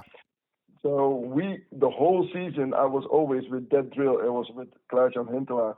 And then I also said to him, I said, Klaas, how the beep is it possible for you? Doesn't matter, because I was going to trick him a lot of times, you know. Doesn't matter how I give the cross. You get the ball on goal and score. Yeah. I said also, I don't know, it's just I look at the ball, and then my body does some things, and I shoot the ball, and then that's it. It goes in. Yeah. Unbelievable. But that's my starting 11. And do I need to put a coach as well? Or? Yeah, people have done that. So yeah. Okay, coach. I have to. There is for now. There's 2. There's 3. Huub Stevens. Yeah. There is Co Adriaanse. And there's Truls Beck. Yeah.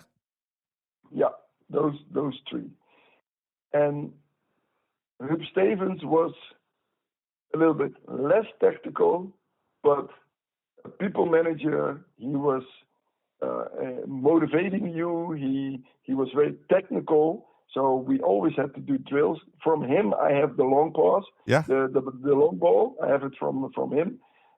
We could do in the preseason. I still remember it from today. In the preseason, with the sun, 30 degrees in Holland, he just prepared the whole game of a whole training. We should do, one guy is standing on one line, sideline, and the other guy is on the other sideline. 1.5 hours just kicking the balls to each other. That's it. Yeah. One whole training. That's why my left foot was that good, because of him. So then we have Co Adriaanse. Tactically, he is the best coach I ever had, tactically. Okay. That's the guy that we went second into the league with Willem II. That was him. Okay. And still today I use some of his forms, also from Truls, of course, but still today I use some of his training exercises. So, but as a human being, it was so hard. He was not a nice guy. No. He was totally not a nice guy. Okay. Yeah, but I don't care about that. It just what happens on the pitch. How he trained us was the best. So that's why. And Truls Beck was actually, if I would say, a combination of both of them. Yeah. Truls was technically very good, technically, and the thing that he brings to the table is intensity. We had to fucking run so much with Truls. Oh, always in the park. The 1,000 meters, the 800 meters, the 500 meters. Please, Truls, give me a break, man. Hey, but always running, always sprinting. Hey, listen, crazy. We're in the park, just outside of Ardalen, We're in the park, we had to do 7 times 1,000 meters. Yeah. So we had to walk through the park and then lange linie, right? Yeah. The street, lange linie, then we had to come back. So, and he divided the team, in 3 groups: the slow, the middle, and the fast. And I was, of course, in the slow one, just at the back. So then he started. Okay, first the first team of the fast team, they have to run the 1,000 meters, so they run. Then the middle, then everybody had to do it, and you had to run. You had to do it in 3 minutes and 30 seconds. You had to come in 3 minutes 30 seconds. So and then Truls was just running with some of the groups, together. Blah blah blah. He did the running, and then we were almost finished. And then he collected all the teams. He said, the last one, everybody has to give the maximum. This is the last 1,000 meters. And everybody's like, fucking almost dead. So then he said, like, okay, cool. We had to do it. And everybody had to come in. Everybody had to come in at 3:30. The last one. Come on, boys. And then he said, like, okay, and I'm going to sprint with the fast team, but everybody was doing 7 times 1,000, but he has run all the time. So I think in total he did maybe 12 times 1,000 meters. Yeah. Yeah, crazy. So that's why he said the last one, everybody had to give maximum. And I was with the last team. So the first team started, boom, everybody was going. Steen Niedergaard was also in that group. Steen was there. So he was running, boom, the team was gone. Choo, choo, choo, choo. And then at Ardalen, you could see the people coming from around the corner, you remember? So I was thinking, Steen is going to kill this. Team is going to go crazy. The first guy who comes around the corner, Truls back. Yeah. Truls back. So we was like, what the fuck is happening here? And then second guy, Steen. And Steen was running, he wanted to win. And then Truls came in at 3 minutes and 7 seconds. Oh, my God. So I was like, hey, I don't know what's in your blood, but it's unbelievable. It's unbelievable that you can do that as a coach. You don't train. I don't know what he did in his spare time or whatever, but to run with us 7 times 1,000, he did more than 7. And then the last one, you go with the fast group and you win from Steen. Hey, respect. Yeah, crazy. So that's all those crazy, funny things in OB. Yeah, but But I have to choose one. Yeah. If I have to choose one, I could be the biggest hero in Denmark and choose for Truls, of course. Yeah. Go for the Danish guy, but. Yeah, it's difficult, this one. Very difficult. The first guy who really gave me a good feeling and everything was, of course, Huub Stevens, and I would never forget that. But we played to win. You know what I mean? You want to play to win, and as a coach, you can really alter the game if you do something tactically. Yeah. So I would then say that Ko Adriaanse. Are the people mad in Denmark now? Or? No. It's okay. So, but I would say Ko Adriaanse. What he did that season when we became second after PSV, I think even 1 point behind PSV, was incredible. Was crazy. tactically, changing systems. Even in preseason, we had to.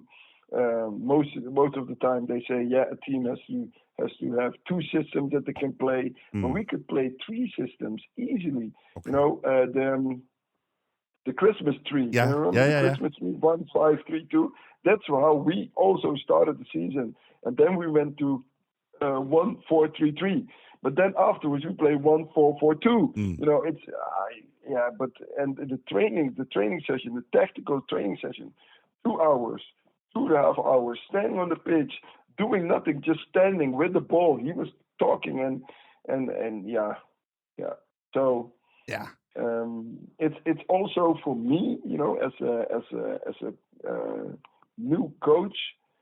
That's what I look at the team, at my opponent as well. How can I hurt the opponent the most with the team or the players that I have right now? So but or shall I still go for Truls? No, because I don't know if you know that, but he's actually today he's like the club director in Odense. For a long time already now. Some couple of years now. And we obviously we speak to him a lot in the podcast, and we see him. I'll bet he could run not maybe 3:07, but like sub 4 minutes today. He looks the same. Crazy guy. Crazy guy. That guy's got antifreeze, or how you call it, in his blood. He doesn't know what cramp is. His body is he doesn't know. So but I have good contact with Truls. And again, I really now my season is almost over. Hopefully I can keep under 16 in Division 1. And then I have a lot more time, and then 100% I'm gonna come to Odense with Truls and Niels Torborg. You there's still a lot of love the other way to you here from Denmark. That's a sure thing. And Fernando, I have to let you go. We also have concluded the team. It's a very great team. It's nice with the. Karim Sasa, it was nice for me because he's also a big hero for me. He was very good. So a very good team. And Fernando, I just have to say big thanks. We have spoken to with you in 2.5 hours now, and I have to go to the game in Fredericia. And many thanks. I will we can write afterwards. I will send you a link for the podcast and of course. And I can send the pictures that were posted of you and me and please. So I love that. Many thanks, Fernando, and I hope you have enjoyed the trip down memory lane as well. Very much. I was first thinking 2 hours talking. 2 hours. You can do that. So I was already putting some moments, that I wanted to say just to keep the time. But it was great. I loved it very much. It's cool.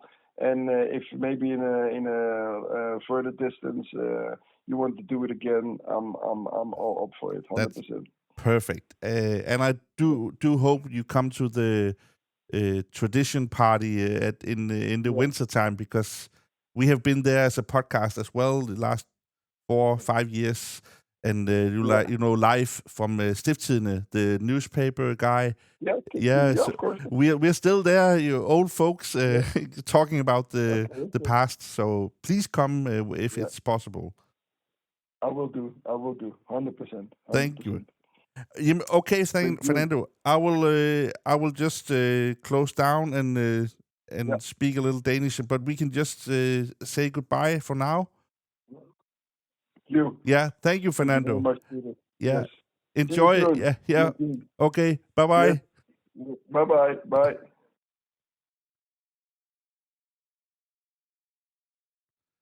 Så var det var jo en super fed udsendelse, skal jeg sige. Jeg synes jo, det gik skide godt. Fernando, han var klasse at snakke med, synes jeg.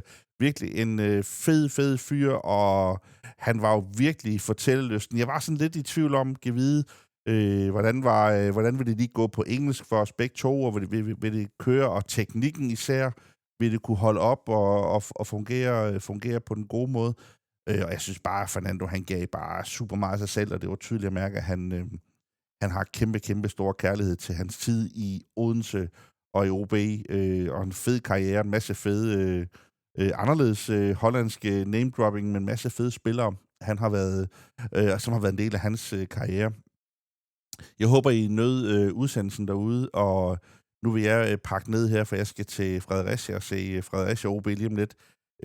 Og jeg ved ikke helt, hvornår den udkommer, den her podcast. Det kan være, at den først kommer i maj måned. Det er i hvert fald planen, at det her det er maj-afsnittet af SFÅ Helte. Men tusind tak til Groundhopping Tours og til tømmerfirmaet JM, og ikke mindst til Klub SFÅ. Det er jo præcis en af grundene til, at jeg kan lave det her. Det er jo, at der er så mange, der støtter op om det her Klub SFÅ, og så vores partner. Det gør jo bare, at vi har det lidt som nogle halvtidsjobs, Martin og jeg, og de andre gutter, der er med til at lave stemmer for dagen. Så kæmpe tak til jer, fordi jeg synes jo virkelig, det er et privilegie at kunne dykke ned i de her gamle historier og lave den her historiske lydfortælling om OB, som jo kan ligge til evig tid her og være nogle vidnesbyrd omkring de her menneskers liv, som har påvirket alle os fans på den her måde, med især sådan nogen som Fernando, som vi jo ikke har hørt så meget til, siden han stoppede. Men kæmpe tak for at have lyttet med her i 2 timer og 35 på en lidt speciel udgave af SFÅ Helte, og jeg vil jo helt sikkert motiveret af det her forsøge at få fat i flere af de her udlandske spillere, vi ikke har hørt så meget til, siden de stoppede i OB. Men tak fordi, at du så og lyttede med i den her udsendelse.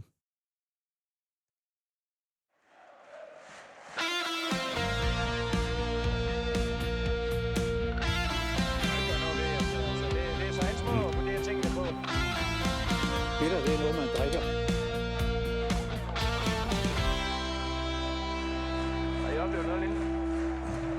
Jeg har sgu ikke det.